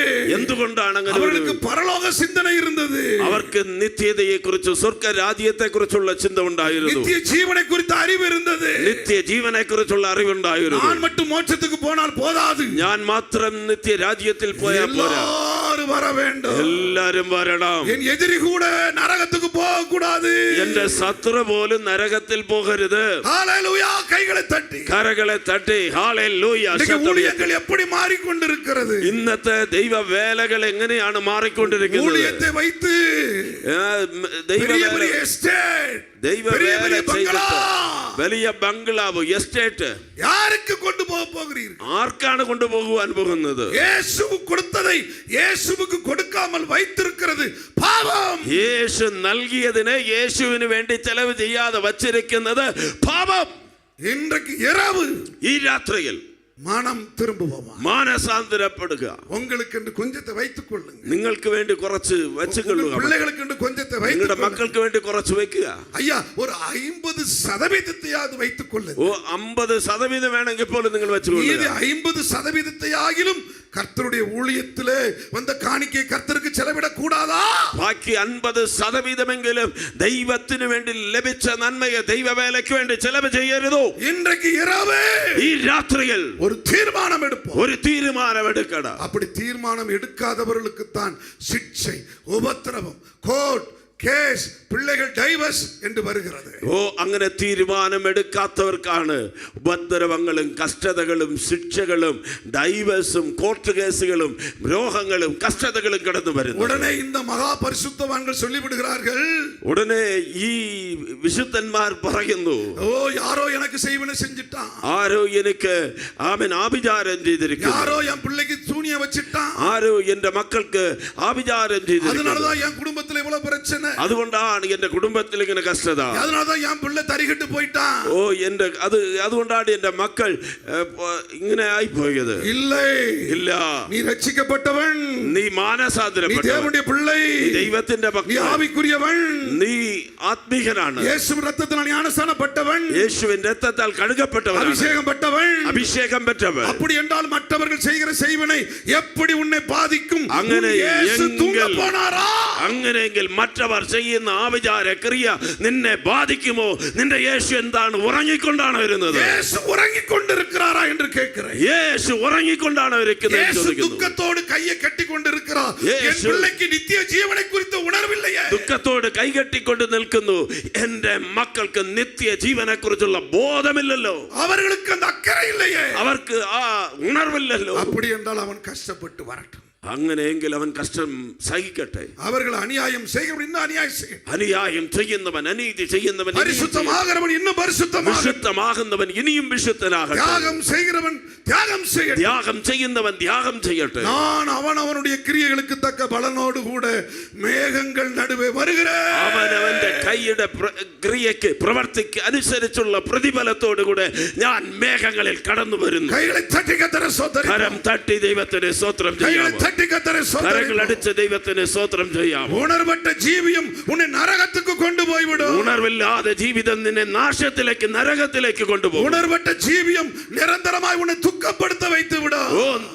ഉണർവില്ലാതെ ജീവിതം നിത്യമായി നിന്നെ വേദനയിലേക്ക് കൊണ്ടുപോകും. அதனால தான் அநேக கிறிஸ்தவர்கள் അതുകൊണ്ടാണ് അനേക ക്രിസ്ത്യാനികൾ கடைசி காலத்திலே மூச்சு விட முடியாதபடி கேன்சர்னால் கஷ்டப்பட்டு, അന്ത്യകാലത്ത് ശ്വാസം വലിക്കുവാൻ കഴിയാതെ ക്യാൻസർ, பயங்கரமான காதிலும் ரத்தத்திலும் மூக்கிலும் ரத்தம் வந்து, ചെവിയിൽ കൂടെ മൂക്കിൽ കൂടെ രക്തം വന്നു. ஐயோ எனக்கு மரணம் வராதா, അയ്യോ എനിക്ക് മരണം വരത്തില്ലയോ? பாஸ்டர் எனக்காக ஜெபம் பண்ணுங்க, என் புருஷனுக்காக ஜெபம் பண்ணுங்க, പാസ്റ്റർ എനിക്ക് വേണ്ടി പ്രാർത്ഥിക്കണം, എന്റെ ഭർത്താവിന് വേണ്ടി அவர் പ്രാർത്ഥിക്കണം. படுற பாடம் என்னால தாங்க முடியல, അദ്ദേഹം അനുഭവിക്കുന്ന കഷ്ടത എനിക്ക് அவர் സഹിക്കുവാൻ, நிம்மதியா சாகட்டும், അദ്ദേഹം അത് സമാധാനത്തോടെ മരിക്കട്ടെ, அந்த உயிர் சமாதானத்தோடு போகட்டும். അദ്ദേഹത്തിന്റെ ജീവൻ സമാധാനത്തോട് പോകട്ടെ. அழுகிறவர்கள் எத்தனை பேர்? എത്ര പേർ കരയുന്നുണ്ട്? அழுகிறவர்கள் எத்தனை பேர்? എത്ര പേർ കരയുന്നുണ്ട്? இன்றைக்கு இரவு மனம் திரும்ப, ഈ രാത്രിയിൽ മാനസാന്തരപ്പെടുക. நித்திய ஜீவனுக்காக നിത്യ ജീവന് വേണ്ടി வேலை செய்வோம். പ്രവർത്തിക്കണം. இன்னொரு மனுஷரை காண்பித்து நான் முடிக்கிறேன். മറ്റൊരു മനുഷ്യനെ കൂടെ കാണിച്ച് ഞാൻ லூக்காவின் புத்தகம் 16ஆம் அதிகாரத்திற்கு வாருங்கள். ലൂക്കാ സുവിശേഷം 16ആം അധ്യായത്തിലേക്ക് அங்கு കടന്നു. ஐஸ்வர்யவானாகிய ஒரு மனுஷனை குறித்து 19ஆம் வசனம் தொடங்கி எழுதப்பட்டிருக்கு. അവിടെ ധനവാനായ ഒരു മനുഷ്യനെ കുറിച്ച് 19ആം വാക്യം മുതൽ പറയപ്പെടുന്നു. Luke chapter 16:19 onwards. ലൂക്കാ സുവിശേഷം 16ആം അധ്യായം 19 മുതൽ. ஒரு மனுஷன் ஐஸ்வர்யவானாக இருந்தான். அவன் இரத்தாம்பரம் விலையேறப்பட்ட வஸ்திரம் தரித்தவனாக இருந்தான். அனுதினமும் சம்பிரமாய் வாழ்ந்தான். ധനവായ ഒരു മനുഷ്യൻ ഉണ്ടായിരുന്നു. അവൻ அனுதினமும் comfortable sophisticated life. 19 അവൻ ധൂമ്രവസ്ത്രവും പട്ടും ദിനം പ്രതി ആഡംബരത്തോടെ സുഖിച്ചു കൊണ്ടിരുന്നു. என் அன்புக்குரியவர்களே, എനിക്ക് പ്രിയപ്പെട്ടവരെ, அதற்கு அடுத்த வசனம் சொல்கிறது. അതിന്റെ അടുത്ത വാക്യം പറയുന്നു, லாசர் என்கிற ஒரு மனுஷன் இருந்தான். ലാസർ എന്ന് പേരുള്ള ഒരു ദരിദ്രൻ, அவன் உடம்பெல்லாம் புண்கள், വ്രണം നിറഞ്ഞവനായി. அவனுக்கு ஒரு ஆசை, അവനൊരു ആഗ്രഹം. அவன் ஆசைப்பட்டான். അവൻ എന്താണ് ആഗ്രഹിച്ചത്? இந்த பணக்காரனுடைய வீட்டிலிருந்து விழுகிற കുപ്പയിലിருந்து വിളുകിற സാപ്പാട്ടെ ആകിലും എനിക്ക് തരുവാர்கள். ആ ധനവാന്റെ വീട്ടിൽ നിന്ന് വീഴുന്ന ആ കുപ്പയിൽ നിന്ന് വീഴുന്ന അപ്പത്തിന്റെ നുറുക്കുകൾ എനിക്ക് തിന്നാൻ തരുമോ? ആ വേസ്റ്റായി പോകുന്ന ആഹാരം എനിക്ക് யாராவது பக்கத்தில் வந்து தர மாட்டார். എനിക്ക് ആരെങ്കിലും അടുത്ത് വന്ന് തരത്തില്ലയോ? ஏனென்றால் அவனுக்கு கை வேலை செய்யவில்லை, கால் வேலை செய்யல, അവന്റെ കൈ പ്രവർത്തിക്കുവാൻ കഴിയുന്നില്ല, അവന്റെ കാല് പ്രവർത്തിക്കുവാൻ സാപ്പാടെ ഊട്ടിവിട ഒരുവനുമിல்லை, അവന് ആഹാരം വായി കൊടുക്കുവാൻ ആരുമില്ല. ഒരു മനുഷ്യനും വന്ന് അവനെ ആறுதல் படுத்தவில்லை, ഒരു മനുഷ്യനും വന്ന് അവനെ ആശ്വസിപ്പിച്ചില്ല. ஐயா எப்படியா இருக்க, എങ്ങനെ ഇരിക്കുന്നു, எப்படி சாப்பிட்ட, എങ്ങനെയാണ് ஏன்பா இங்க வந்து ஐஸ் பணக்கார வீட்டு முன்னாடி படுத்து கிடக்க, എന്തുകൊണ്ടാണ് ഈ ധനവാന്റെ വീട്ടിന്റെ മുൻപിൽ വന്ന് കിടക്കുന്നത്? why are you suffering? എന്താണ് നീ വേദന நான் അനുഭവിക്കുന്നത്? உனக்கு ஒரு வாய் சோறு போட்டட்டும், ഞാൻ നിനക്ക് ഒരു വായി ആഹാരം തരട്ടെ. ஒருவரும் வரவில்லை, ആരും വന്നില്ല, ஒருத்தியும் வரவில்லை, ഒരു സഹോദരി പോലും വന്നില്ല, ஒருவன் சொந்தக்காரன் வரவில்லை, ഒരു ബന്ധുക്കൾ വന്നില്ല. கடவுள் என்ன செய்தார் தெரியுமா? ദൈവം എന്താണ് ചെയ്തത്? அந்த தெருவில் இருந்த நாய்களை அனுப்பினார். ആ തെരുക്കളിൽ ഉണ്ടായിരുന്ന നായ്കളെ ദൈവം അയച്ചു. அந்த நாய்கள் வந்து ആ നായ്കൾ വന്ന് அவனை கடித்து குதறவில்லை, അവനെ കടിച്ചില്ല. நீங்கள் நிறைய செய்தித்தாள்ல பார்த்திருப்பீங்க, சிறு பிள்ளைகளை நாய் கடித்தது, ரோட்ல போனவர்களை நாய் கடித்தது என்று சொல்லி. നിങ്ങൾ പത്രങ്ങളിൽ വായിച്ചിട്ടുണ്ട് കൊച്ചു പിള്ളാരെ പട്ടി കടിച്ചെന്ന്. இங்கு வேதம் சொல்கிறது, എന്നാൽ ഇവിടെ ദൈവവചനം அந்த പറയുന്നു, நாய்கள் வந்து அவனை நக்கி அவனை தேற்றியது. ആ നായ്കൾ വന്ന് അവനെ നക്കി ആശ്വസിപ്പിച്ചു. நீங்கள் பெட் அனிமல் வீட்டில் நாய்கள் வளர்த்தால் தன்னுடைய அன்பை இந்த நாய்கள் வந்து என்ன செய்யும் தெரியுமா? உங்களை நக்கி நக்கி உங்கள் மடியிலே படுத்துக்கொள்ளும். നിങ്ങൾ വീട്ടിൽ മൃഗമായി ഒരു നായ വളർത്താൽ അത് നിങ്ങളെ വന്ന് സ്നേഹത്തോടെ അത് നക്കുന്നത് നിങ്ങൾക്ക് കാണുവാൻ കഴിയും. കൈകളെ തട്ടി കർത്തരെ മഹിമപ്പെടുത്തുക, കരങ്ങൾ അടിച്ച് കർത്താവിനെ ഒന്ന് സ്തോത്രം ചെയ്താൽ. ഓ ഐശ്വര്യമുള്ള മനുഷ്യനെ, ധനവാനായ മനുഷ്യനെ, ഓ சுத்தமுள்ள மனுஷனே, ഓ ശുദ്ധമുള്ള മനുഷ്യനെ, യേശുവിൻ നാമത്തിൽ വേദത്തെ തൂക്കി ഇരിക്കുന്ന മനുഷ്യനെ, മനുഷ്യയെ, യേശുവിന്റെ നാമത്തിൽ ബൈബിൾ കരത്തിൽ എടുത്തിരിക്കുന്ന മനുഷ്യനെ, മനുഷ്യയെ, പക്കത്തിൽ ഒരു ഏഴയ ആണ്ടവർ வைத்திருப்பார். നിന്റെ അടുത്ത് ഒരു ദരിദ്രനെ ദൈവം വെച്ചിരിക്കും. അടിക്കടി വേലയ്ക്ക് പോകുന്ന തെരുവിലെ ഒരു പിച്ചക്കാരൻ ഉட்கார்ந்திருப்பான். നീ വേലയ്ക്ക് പോകുമ്പോൾ, ജോലിക്ക് പോകുമ്പോൾ ഒരു പിച്ചക്കാരൻ അവിടെ ഇരിക്കും. നിങ്ങൾ என்ன சொல்லி போகிறீர்கள்? നിങ്ങൾ എന്താണ് പറഞ്ഞിട്ട് പോകുന്നത്? ഇത് ആർ ചെയ്ത പാപമോ? ഇത് ആര് ചെയ്ത പാപമോ? അവൻ തായ് ചെയ്ത പാപമോ? താപ്പ ചെയ്ത പാപമോ? അവന്റെ അമ്മ ചെയ്ത പാപമോ? അപ്പൻ ചെയ്ത പാപമോ? ഇവൻ ചെയ്ത പാപമോ? ഇത് അവൻ ചെയ്ത പാപമോ എന്ന് ന്യായം തീർത്ത് പേശിവിട്ട് എന്ന് ന്യായം വിധിച്ചു കൊണ്ടുപോകുന്നു. ഒരു നാളും രക്ഷിക്കപ്പെട്ടവൾ அப்படி ചെയ്യാൻ, ഒരു നാളും രക്ഷിക്കപ്പെട്ട ദൈവമക്കൾ അങ്ങനെ പറയരുത്. അവனுக்காக ஜெபம் பண்ணுங்க, അവന് വേണ്ടി പ്രാർത്ഥിക്കണം. நீங்கள் அவனுக்கு ஒரு சாப்பாடை வாங்கி அவன் கையிலே கொடு. നിങ്ങൾ ഒരു പൊതി ചോറ് മേടിച്ച്, ആഹാരം മേടിച്ച് അവന്റെ കൈ കൊടുക്കുക. கைகளை തട്ടി കർത്തരെ മഹിമപ്പെടുത്തുക. കരങ്ങൾ അടിച്ച് ദൈവത്തിന് സ്തോത്രം ചെയ്താട്ടെ. ஏன் இந்த ஏழைகளை கர்த்தர் வைத்திருக்கிறார்? എന്തുകൊണ്ടാണ് ദരിദ്രരെ ഈ ലോകത്തിൽ ദൈവം വച്ചിരിക്കുന്നത്? ஏன் இந்த பிச்சை எடுக்கிற மக்களை கடவுள் வச்சிருக்கிறார்? എന്തുകൊണ്ടാണ് പിച്ചക്കാരെ ഈ ലോകത്തിൽ ദൈവം വച്ചിരിക്കുന്നത്? எதற்காக? എന്തിനാണ്? உங்களை சோதிப்பதற்காக, നിങ്ങളെ പരീക്ഷിക്കേണ്ടതിന്, உங்களுக்கு நன்றி உணர்வு வர வேண்டும் என்பதற்காக, നിങ്ങൾക്ക് നന്ദി ഉണർവ് വരണമെന്നുള്ളതിന് വേണ്ടി. இவனை போல நான் இருந்தால் என்ன செய்யட்டும்? என்னை கடவுள் நல்ல சுகமா வச்சிருக்கிறார். ഇവനെ പോലെ ദൈവം എന്നെ ആക്കിയിരുന്നെങ്കിൽ ഞാൻ എന്ത് ചെയ്യും? എന്നെ സുഖത്തോടെ ദൈവം നടത്തുന്നില്ല. உங்களுக்கு നന്ദി வருவதற்காக, നിങ്ങൾക്ക് നന്ദി ബോധ്യം വരണം. தட்டி கர்த்தரை சோதனை, കരങ്ങൾ അടിച്ച് ദൈവത്തിന് സ്തോത്രം ചെയ്താട്ടെ. கை காலை கொடுத்ததுக்காக, നിനക്ക് നല്ല കൈ കാലുകളെ ദൈവം തന്നതുകൊണ്ട്, நல்ல சிந்தனையை கொடுத்ததுக்காக, നല്ല ബുദ്ധിയെ ദൈവം நல்ல തന്നതുകൊണ്ട്, கணவன் மனைவியை கொடுத்ததுக்காக, നല്ല ഭാര്യയെ ഭർത്താവിനെ ஒரு തന്നതുകൊണ്ട്, அருமையான സഭയെ ആരാധിക്ക കൊടുത്തതുക്കാக ഒരു നല്ല സഭയെ ആരാധിക്കുവാൻ തന്നതുകൊണ്ട് കരങ്ങളടിച്ച് ഹല്ലേലൂയ ഹല്ലേലൂയ റബശകല ബദല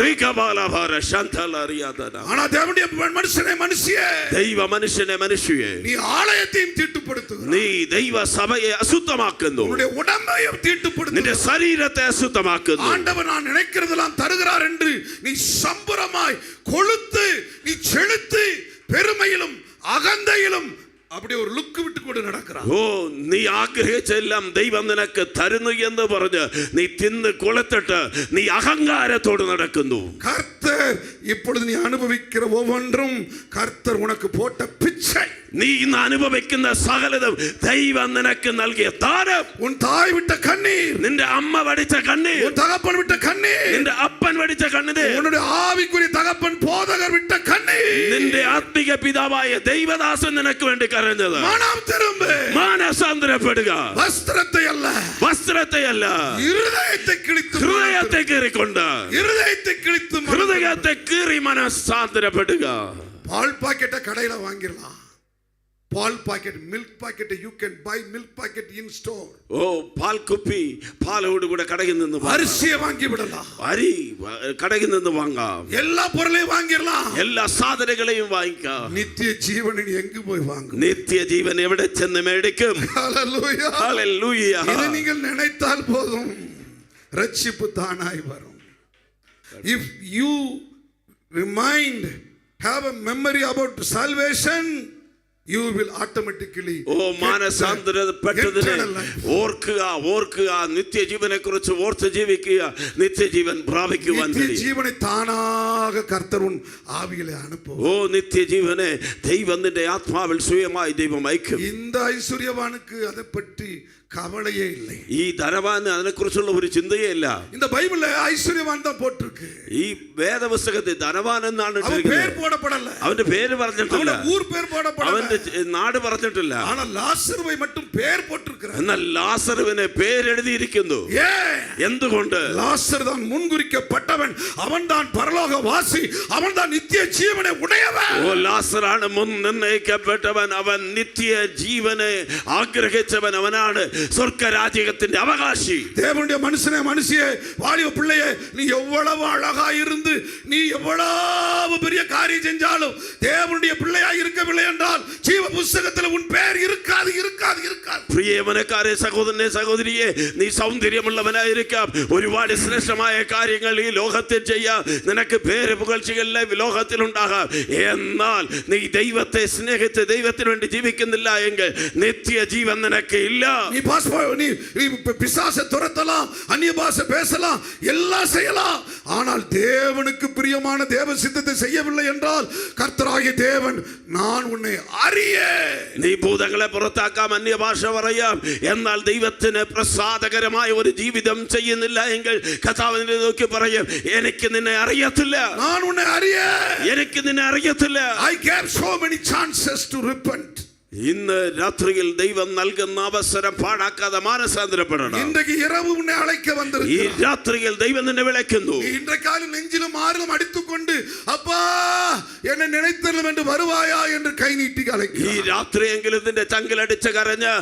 അപ്പാ ഞാൻ അങ്ങയുടെ അടുത്ത് വരുന്നെന്ന് കരയുമെന്ന് കർത്താവ് പ്രതീക്ഷിക്കുകയാണ് ഇവനുക്ക് സന്ദർഭം കൊടുക്കപ്പെട്ടത് അവന് ഒരു അവസരം ദൈവം നൽകി അവൻ കേൾക്കവേ ഇല്ല അവൻ അനുസരിച്ചില്ല അവനുക്ക് സാപ് വന്നത് അവന് മരണം വന്നു പ്രബലമായി വാൽപോസ്റ്റർ ഒട്ടി നോട്ടീസ് ഒട്ടി അവനെ അടക്കം ചെയ്താൽ ഓ അവന്റെ അന്ത്യകർമ്മങ്ങളെല്ലാം വലിയ വാൽ പോസ്റ്റുകൾ ഫ്ലക്സ് എല്ലാം വെച്ച് ചെയ്തു ஆனால் அடுத்த நிமிஷம் அவன் கண் திறக்கிறான் ஒரு சொட்டு தண்ணீர் இல்லாத നരകം എന്നാൽ അവൻ ആ ധനവാൻ മരിച്ചിട്ട് അവന്റെ കണ്ണും തുറന്നപ്പോൾ നരകത്തിൽ കിടക്കുന്നു ഒരു തുള്ളി വെള്ളം അവന് ഇല്ല என்ன நடந்தது എന്നാ സംഭവിച്ചത് தண்ணீர் கிடைக்கவில்லை വെള്ളം കിട്ടിയില്ല വേദന ഇങ്ങുதான் വിശ്വാസികൾ ഒരു കാര്യത്തെ പുരിந்து കൊள்ள வேண்டும் ഇവിടെയാണ് ദൈവമക്കൾ വിശ്വാസികൾ ഒരു കാര്യം മനസ്സിലാക്കണം ശരീരം ഇല്ല ശരീരമില്ല there is no flesh body അവിടെ ദേഹമില്ല but he is knowing the agony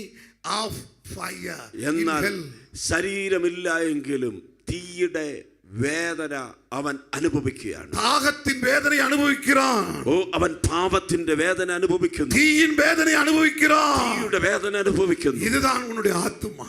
അതാണ് ആത്മാവ്. சிலர் கேட்கிறாங்க, ചിലർ ചോദിക്കുന്നു, மாமிச உடம்பு அங்க இல்லையே, அவனுக்கு எப்படி தாகம் எடுத்திருக்கும்? അവരുടെ ജഡ ശരീരമില്ലല്ലോ, പിന്നെ എങ്ങനെ അവന് ദാഹിക്കും? ஏன் நூதன உபதேசக்காரனே, കള്ള ഉപദേശക്കാരൻ, ஆத்துமாவுதான் உனக்கு உணர்வை கொடுக்கிறது. கைகளை தட்டி கர்த்தரை மகிமைப்படுத்து. ഉണർവിനെ നൽകുന്നത്. உங்களுக்காக நான் சொல்கிறேன், നിങ്ങൾക്ക് വേണ്ടി ഞാൻ പറയുന്നു. சிலர் குடும்பங்களில் இப்படிப்பட்ட பிள்ளைகள் பிறக்கிறார்கள். ചില കുടുംബങ്ങളിൽ ഇങ്ങനെയുള്ള മക്കൾ ജനിക്കുന്നു. ஆட்டிசம் பேபிஸ், ഓട്ടിസം ബാധിച്ച തലമുറ, தெய்வீக குழந்தைகள், ஸ்பெஷல் சைல்ட்ஸ் பிறக்கிறார்கள். സ്പെഷ്യൽ ചൈൽഡ് എന്ന് പറയുന്നു.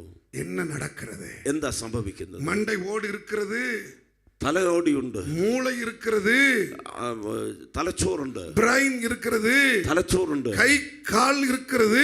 കൈകാലുകളുണ്ട്. ஆனால் என்ன செய்யறோம் தெரியலையே, എന്ത് ചെയ്യുന്നെന്ന് അറിയുന്നില്ല, நடக்க முடியலையே, നടക്കാൻ കഴിയുന്നില്ല, ஸ்கூலுக்கு போக முடியலையே, സ്കൂളിൽ പോകാൻ കഴിയുന്നില്ല, அம்மா அப்பா சொல்றத கேட்க முடியலையே, അപ്പനും അമ്മയും പറയുന്നത് കേൾക്കുവാൻ டாய்லெட் பாத்ரூம் போக முடியலையே. ടോയ്ലറ്റിൽ എന്താ?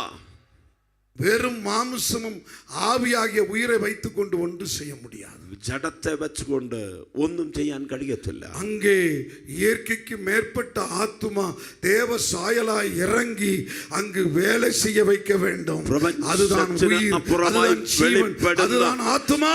ആത്മാവ്, ആ ജീവൻ അകത്ത് കയറി പ്രവർത്തിച്ചാൽ മാത്രമേ എന്തെങ്കിലും ചെയ്യുവാൻ കഴിയത്തുള്ളൂ. അതിന്റെ പേരാണ് ആത്മാവ്. Due to the grace of God, the brain should work properly according to the soul.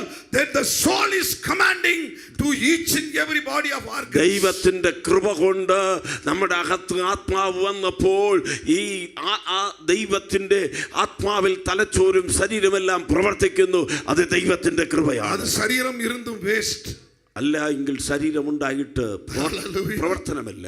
അതിനാൽ താൻ വേദം ചൊല്ലുகிறது, പിള്ളകൾ കർത്തരാൽ ഉരുവാകും സുഗന്ധം. അതുകൊണ്ടാണ് ദൈവവചനം പറയുന്നു, മക്കൾ ദൈവം നൽകുന്ന അവകാശം. ഒരു ചിന്ന நீர்த்துளியை போல இருக்கிற உயிர் அணுவை வைத்து உன்னுடைய மனைவியின் வயிற்றிலே உன் குழந்தை எப்படி உருவாகிறது? உன் தகப்பனுடைய சிறிய உயிர் அணுவை வைத்து உன் தாயின் கருவிலே நீ எப்படி உருவானாய்? ஒரு ആമേൻ നീർത്തുള്ളി പോലിരിക്കുന്ന ആമേൻ ജീവന്റെ വിത്തിൽ നിന്ന് ആമേൻ അമ്മയുടെ ഗർഭപാത്രത്തിന്റെ അകത്ത് ഒരു കൊച്ച് എങ്ങനെയാണ് ഉൽപ്പത്തി ആകുന്നത്? മണ്ടൈ ഓട് ഉരുവാകുന്നത്, തല ഓട് ഉണ്ടാകുന്നു, കരൾ ഉണ്ടാകുന്നു, രക്തം ഉണ്ടാകുന്നു, ജീവൻ തുടിക്കുന്നത്, ജീവൻ തുടിക്കുന്നു. അതെവിട സ്വാപം ഉള്ളേ വരുന്നത്, അതിനേക്കാൾ അധികമായി സ്വാപമുള്ളേ വരുന്നു. കുടുംബത്തിൻ നേച്ചർ அப்படியே வருகிறது. ആ കുടുംബത്തിന്റെ സ്വഭാവമെല്ലാം അകത്ത് വരുന്നു. കുടുംബത്തിൻ സ്ട്രക്ചർ அப்படியே வருகிறது. ആ കുടുംബത്തിന്റെ ആ സ്ട്രക്ചർ വരുന്നു. അയ്യോ അപ്പനെ മാതിരി ഇരിക്കறானே, എന്താ അപ്പനെ പോലെ ഇരിക്കുന്നു? എങ്ക താത്താവെ പോലவே ഇരിക്കறானே, അപ്പച്ചനെ പോലെയാണ്. எப்படி சொல்கிறீர்கள்? എങ്ങനെയാണ് പറയുന്നത്? Who is creating? ആരാ സൃഷ്ടിച്ചത്? யார் அதை உருவாக்குனது? ആരാണ് അതിനെ സൃഷ്ടിച്ചത്? இதோ இங்க நாங்க பிரசங்கிக்கிற சர்வ வல்லவராம் இயேசு கிறிஸ்து எங்கும் எதிலும் இருக்கிற தெய்வம்தான் உன்னை தாயின் கருவிலே உருவாக்கினார். ഞങ്ങൾ ഇവിടെ പ്രസംഗിക്കുന്ന കർത്താവായ യേശു എന്ന ഏക രക്ഷകനായ ദൈവമാണ് അമ്മയുടെ ഗർഭത്തിൽ നിന്നെ നിർമ്മിച്ച യഥാർത്ഥമായ സത്യ ദൈവം. இந்த தெய்வத்தின் சக்தி எங்கே என்று கேட்கிறாயே? ഈ ദൈവത്തിന്റെ ശക്തി എവിടെയെന്ന് നീ ചോദിക്കുന്നു. ഓ മനുഷ്യനെ ഉനക്ക് എவ்வளவு ധൈര്യം? ഓ മനുഷ്യനെ നിനക്ക് എന്ത് ധൈര്യം? എவ்வளவு ധൈര്യം ഉനക്ക്? എത്ര ധൈര്യം നിനക്ക്? Without the grace of God, ദൈവത്തിന്റെ കൃപയില്ലാതെ who will form you in your mother's womb? ഓ നിന്റെ അമ്മയുടെ ഉദരത്തിൽ ആരാണ് നിന്നെ ജനിപ്പിച്ചത്? ഇன்றைக்கு வரைக்கும் சுகமாய் இருக்கிறாயே, ഇന്ന് വരെ നീ സുഖത്തോടായിരിക്കുന്നു. சிறுபிள்ளையாய் இருந்தாய், வாலிப பருவமாய் வந்தாய், இன்னைக்கு கிழவனும் கிழவியுமாய் இருக்கிறாயே, உன்னை தூக்கி சுமந்தது யார்? നീ ചെറു പൈതലായിരുന്നു, യൗവനക്കാരനായി ഇന്ന് പ്രായമുള്ളവനായി മാറിയിരിക്കുന്നു. ചെറു വയസ്സ് മുതൽ നിന്നെ തൂക്കി ചുമന്നത് ആരാണ്? உன்னுடைய சபையா? നിന്റെ സഭയാണോ? உன்னுடைய உபதேசமா? നിന്റെ ഉപദേശമാണോ? இல்ல நீ செய்த தான தர்மமா? നീ ചെയ്ത ദാനധർമ്മമാണോ? இல்ல உன்னுடைய மதமா ஜாதியா? നിന്റെ മതമാണോ? നിന്റെ ജാതിയാണോ? வானத்தையும் பூமியும் படைத்த சர்வ சிருஷ்டி கர்த்தருடைய கிருபை, கிருபை, ആകാശത്തെയും ഭൂമിയും സൃഷ്ടിച്ച അഖിലാണ്ടത്തിന്റെ ഉടയവനായ ദൈവത്തിന്റെ കൃപ അവൻ നൽകിയ ദാനമല്ലാതെ മറ്റെന്താണ്? അവൻ നിനക്ക് ദാനമായി നൽകിയ ദാനം ചെയ്ത ദൈവത്തെയെ നീ ആരെന്ന് കേൾക്കുക. ആ ദാനം നൽകിയ ദൈവത്തെ നീ ആരെന്ന് ചോദിച്ചാൽ നീ ഒരു ഉണർവറ്റവൻ, നീ ഒരു ഉണർവില്ലാത്തവൻ. കടേസിലെ ഒരു ചൊട്ട് തണ്ണീർ കിടക്കാമ, ഓ അന്ത്യകാലത്ത് ഒരു തുള്ളി വെള്ളം ലഭിക്കാതെ നീ കഷ്ടപ്പെടുവായി, കഷ്ടം അനുഭവിക്കുന്നു. അത് മാത്രമല്ല നാം വേദനപ്പെട്ട് കൊണ്ടിരുப்போம், നാം വേദന അനുഭവിക്കുമ്പോൾ, சாப்பாடு இல்லாம இருப்போம், ആഹാരമില്ലാതിരിക്കുമ്പോൾ, ഹോട്ടലിൽ പോയി சாப்பிட்டா நல்லா இருக்குமே நினைப்போம், ഈ ഹോട്ടലിൽ ചെന്ന് ഭക്ഷണം കഴിച്ചാൽ നല്ലതെന്ന് ചിന്തിക്കും. നാം വെളിയെ அப்படியே ஏங்கிக்கிட்டு இருப்போம். നാം വെളിയിൽ അങ്ങനെ ചിന്തിച്ച് நேரத்தில் ஒருத்தர் சர்ன்னு கார்ல வந்து மனைவி பிள்ளைகளோட போய் அந்த ஹோட்டல்ல போய் நல்லா சாப்பிட்டா, ആ സമയത്ത് മറ്റൊരുത്തൻ കാറിൽ വന്ന് തന്റെ ഭാര്യയും മക്കളോട് ചേർന്ന് ആ ഹോട്ടലിൽ വന്ന് നല്ല ആഹാരം ഭക്ഷിച്ചാൽ നമുക്ക് எப்படி இருக்கும்? നമുക്ക് എങ്ങനെ ഇരിക്കും? മனைவி കേപ്പാ, ആ ഭാര്യ ചോദിക്കും, ഉന്നെ കട്ടി എന്നയാ കണ്ടേ, നിന്നെ കല്യാണം ചെയ്ത് എന്താ കാര്യം? ഉൻ പിള്ളയെ കണ്ട് ഉൻ പിള്ളകൾ കേൾക്കും, ഉങ്ങളെ പാത്ത് നിങ്ങളുടെ മക്കൾ നിങ്ങളെ കണ്ട് ചോദിക്കും, അവിടെ നോക്ക് எப்படி சாப்பிடுற, എങ്ങനെ ആഹാരം കഴിക്കുന്നു? നീ എന്നടാണ് 2 ഇഡ്ഡലി വാങ്ങി കൊടുത്ത് ഏമാത്തിക്കിട്ട് இருக்கற, നീ എന്താന്ന് വെച്ചാൽ 2 ഇഡ്ഡലി മേടിച്ച് തന്നിട്ട് ഞങ്ങളെ വഞ്ചിക്കുകയാണ്. കേൾപ്പാങ്ങളാ കേൾക്ക മാട്ടാങ്ങളാ? ചോദിക്കുമോ ഇല്ലയോ? അതാണ് ആത്മാവിൽ ഉണ്ടാകുന്ന വിരക്തി, അതാണ് ആത്മാവിൽ ഉണ്ടാകുന്ന വിരക്തി, அதுதான் ஆத்மாவில் உண்டாகிற விரக்தி, അതാണ് ആത്മാവിൽ ഉണ്ടാകുന്ന വിരക്തി. ஒரு சொட்டு தண்ணீர் கிடைக்காத ஐஸ்வர்யவானுக்கு இப்பொழுது இன்னொரு சவுக்கடி கிடைக்கிறது. அவன் அப்படியே கண்ணை மேல பார்க்கறான், அங்கே லாசரு சந்தோஷமா உட்கார்ந்துகிட்டு இருக்கிறான். ഒരു തുള്ളി വെള്ളം നാവിൽ വയ്ക്കുവാൻ ലഭിക്കാത്ത ധനവാന് മറ്റൊരു ചാട്ടയടി എന്നതുപോലെ മറ്റൊരു അടി കിട്ടുകയാണ്. അവൻ തൻ്റെ കണ്ണ് ഉയരത്തിലേക്ക് നോക്കുമ്പോൾ തൻ്റെ വീട്ടിൻ്റെ വാതിൽക്കൽ കിടന്ന ആ ലാസർ ആ അബ്രഹാമിൻ്റെ മടിയിലായിരിക്കുന്നു. എല്ലാം കരത്ത് അങ്ങോട്ട് ഉയർത്തിക്കേ. അയ്യോ അവിടെ ലാസർ ഇരിക്കുന്നു. സത്യമാ പറയുക. അയ്യോ ലാസർ അവിടെ ലാസർ വളരെ സന്തോഷത്തോടെ എന്ത് സൗന്ദര്യത്തോടെ വീട്ടു മുന്നാടി നായോട് നായ കിടന്നവ എന്റെ വീട്ടിന്റെ മുറ്റത്ത് നായോട് നായായി കിടന്നവൻ ഇപ്പോൾ അവിടെ ഇരിക്കുന്നു. அங்குதான் அவனுக்கு கண் திறக்கிறது, അവിടെയാണ് കണ്ണ് തുറക്കുന്നത്. நித்திய ஜீவன் அவனோடு நித்திய ஜீவனை பெற வேண்டும் என்ற உணர்வு வருகிறது. അവിടെയാണ് നിത്യ ജീവനെ പ്രാപിക്കണമെന്നുള്ള ബോധ്യം വരുന്നത്. അവൻ சொன்னான், ஐயா, അവൻ പറഞ്ഞു, நான் இங்க வந்துட்டேன், ഞാൻ ഇവിടെ വന്നു, ഇനി ഞാൻ പോകാൻ முடியாது, ഇനി എനിക്ക് തിരിച്ചു പോകാൻ പറ്റില്ല, எனக்கு ஒரு உதவி செய்யுங்க, എനിക്കൊരു സഹായം, எனக்கு 5 സഹോദരങ്ങൾ இருக்கிறார்கள், എനിക്ക് 5 സഹോദരന്മാരുണ്ട്, அவர்கள் இந்த வீட்டுக்கு வரக்கூடாது, அவர்கள் ഈ നരകത്തിൽ വരരുത്, நீங்க போய் யாராவது அனுப்புங்க, ആരെങ്കിലും പറഞ്ഞു வைക്കണം, லாசர்வை அனுப்புங்க, ലാസറവനെ അയക്കണം. ஆபிரகாம் சிரித்துக்கொண்டே சொன்னார். അബ്രഹാം ചിരിച്ചുകൊണ്ട് പറഞ്ഞു, உனக்கு எத்தனை சந்தர்ப்பம் வசனம் வந்துச்சு, നിനക്ക് എത്ര അവസരം ദൈവം നൽകി, மைக்ல எவ்வளவு சத்தம் கேட்டுச்சு, ഈ മൈക്കിൽ എത്ര ശബ്ദം നിനക്ക് കേട്ടു, காதுள்ளவனாய் இருந்த நீ கேட்டாயா, ചെവി ഉണ്ടായിട്ട് നീ കേട്ടായിരുന്നോ? இங்கு செத்து இந்த உயிர்த்தெழுந்து ஒருத்தன் போனா கூட உன் கூட பிறந்த அண்ணன் தம்பி அப்படியே தாண்டா இருப்பார்கள். ഇവിടെ മരണത്തിൽ നിന്ന് ജീവനോട് എഴുന്നേറ്റ മറ്റൊരുത്തൻ പോയി പറഞ്ഞാലും നിങ്ങളുടെ സഹോദരന്മാർ അതുപോലെ തന്നെ ചെവിടന്മാരായിരിക്കും. നീ എപ്പടി அப்படிதான் அண்ணன் தம்பி, നീ എങ്ങനെയാണ് അതുപോലെയാണ് നിന്റെ സഹോദരന്മാർ. ഉற்பത്തിயான இடம் அப்படி, നീ ജനിച്ച സ്ഥലം എങ്ങനെയാണ്, நீ வாழ்ந்த இடம் அப்படி, നീ ജീവിച്ച സ്ഥലം എങ്ങനെയാണ്. அவர்களுக்கு மோசே இருக்கிறார்கள், வசனம் இருக்கிறது, அதற்கு கீழ்ப்படிந்தால் அவர்கள் இந்த நரகத்துக்கு வர மாட்டார்கள். അവർക്ക് മോശയും പ്രവാചകന്മാരുമുണ്ട്, അവരുടെ ഉപദേശത്തിന് അവൻ അനുസരിച്ചാൽ ഈ നരകത്തിലേക്ക് അവർ വരത്തില്ല. Hallelujah, hallelujah. വചനത്തിക്ക് കീഴ്പ്പടിந்தால் നരകം இல்லை, വചനത്തിന് അനുസരിച്ച നരകമില്ല, വചനത്തിൻപടി வாழ்ந்தால் நரகம் இல்லை, വചനപ്രകാരം ജീവിച്ച നാശം യേശു சொன்னபடி தியாகம் செய்து பரிசுத்தமாய் இருந்தால் நரகம் இல்லை இல்லை இல்லை இல்லை. യേശു പറഞ്ഞതുപോലെ ത്യാഗം അനുഭവിച്ച് ജീവിച്ചാൽ നരകം ഇല്ല ഇല്ല ഇല്ല. ഓ സ്വർഗ്ഗരാജ്യം, എക്കാല ശബ്ദം, കാഹള ധ്വനി, ദേവദൂതരോട് ഉലാവുകിற തന്മൈ, ദേവദൂതന്മാരോട് ജീവവൃക്ഷത്തിൻ കനി, ജീവവൃക്ഷത്തിന്റെ ഫലം, സന്തോഷം സന്തോഷം. ஓ ராபா ஷிகா Hallelujah. மானா ஹந்தாரா தியா இதற்குத்தான் ഇതിനു വേണ്ടിയാണ് இந்த கூட்டம். ഈ യോഗങ്ങൾ. Hallelujah. ஹalleluya. பிளஸ் வாகமன் என்று சகோதரன் இவ்வளவு பணங்களை செலவழிக்க காரணம் என்ன? പ്ലസ് വാഹമൻ എന്ന് പറഞ്ഞ ദൈവദാസൻ ഇത്രയും പണം ചെലവാക്കുന്നതിന്റെ കാരണം എന്താണ്? ஆண்டவர் ஏற்பாடு செய்ய சொன்னார். ആ കർത്താവ് ഇത് ചെയ്യുവാൻ പറഞ്ഞു. எதற்கு? എന്തിന്? நீ உணர்வற்றவனாய் வசனத்தை அசட்டை செய்து நரக குழிக்கு போக கூடாது. നീ ഉണർവില്ലാത്തവനായി ദൈവ വചനത്തെ ലംഘിച്ചുകൊണ്ട് നാശം നിറഞ്ഞ നരകത്തിലേക്ക് പോകാതിരിക്കുക.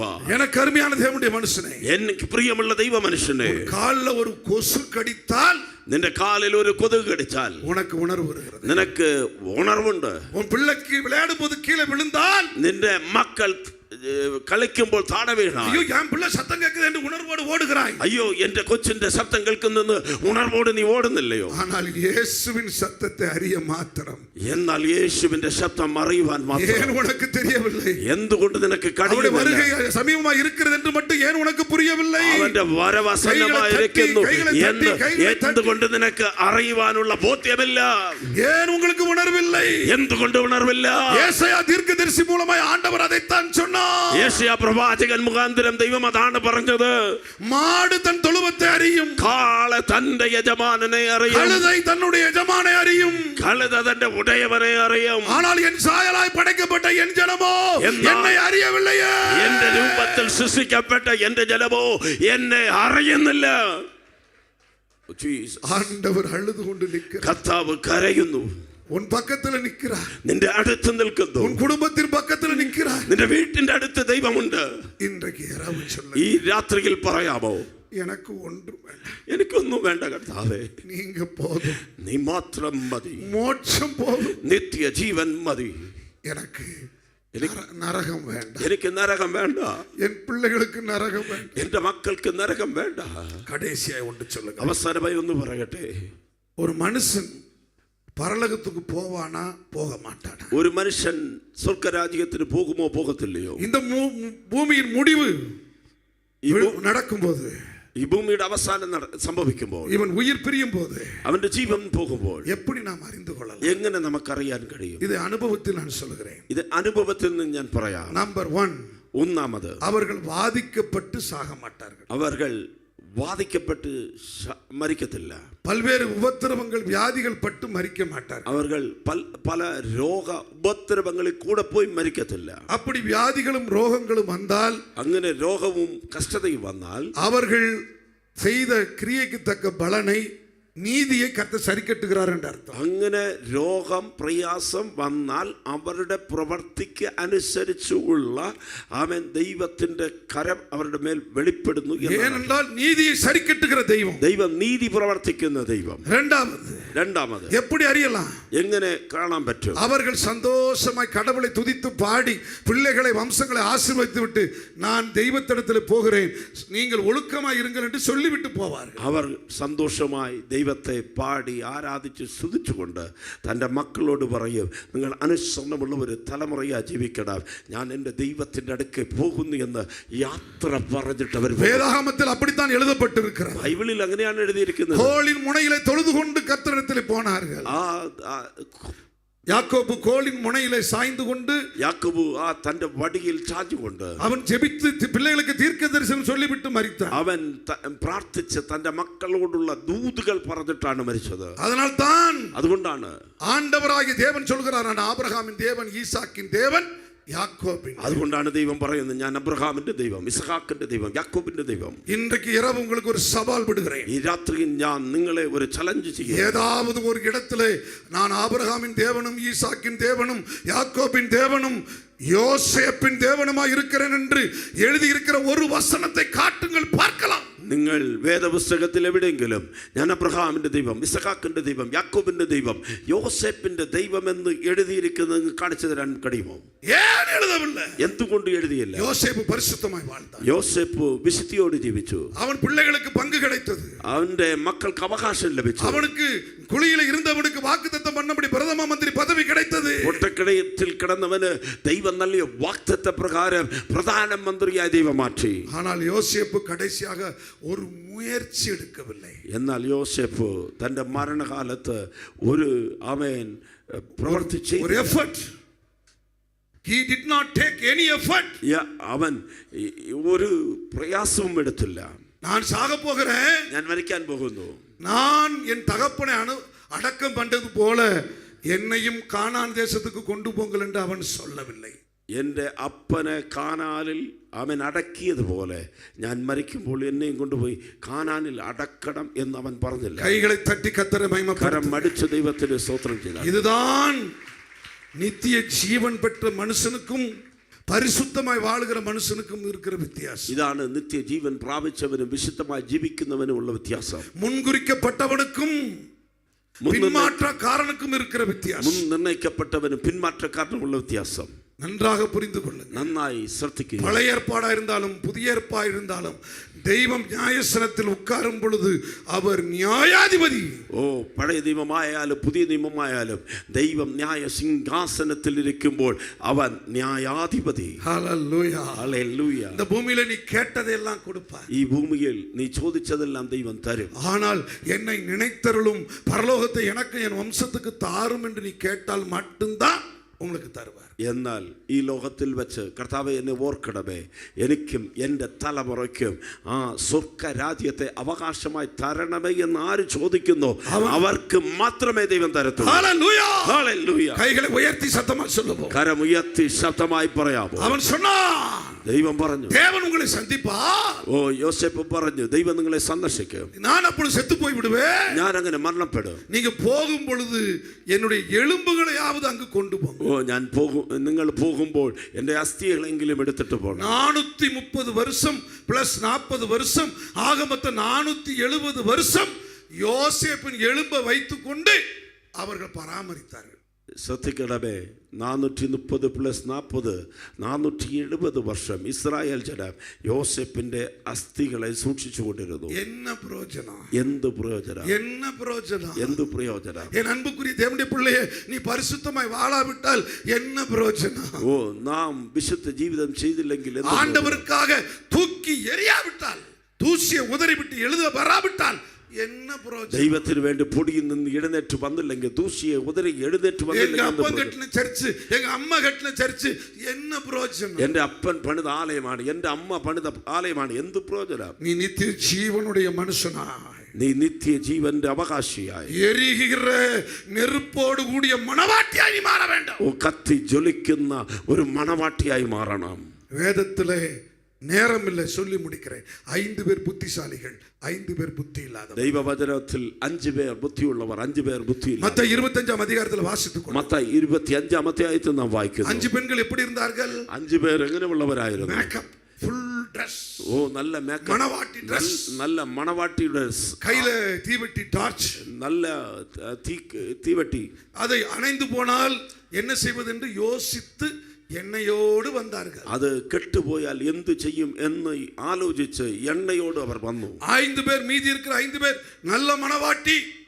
ബാക്കി 5 പേരും കാണുമ്പോൾ നല്ല മണവാട്ടി, கையில டார்ச், നല്ല കയ്യിൽ തീവട്ടിയുള്ള, ஆனால் முன் ஜாக்கிரதையோடு கூட எண்ணெயை எடுத்து வரவில்லை. എന്നാൽ ഒരുക്കത്തോട് എണ്ണ കൊണ്ടുവന്നില്ല.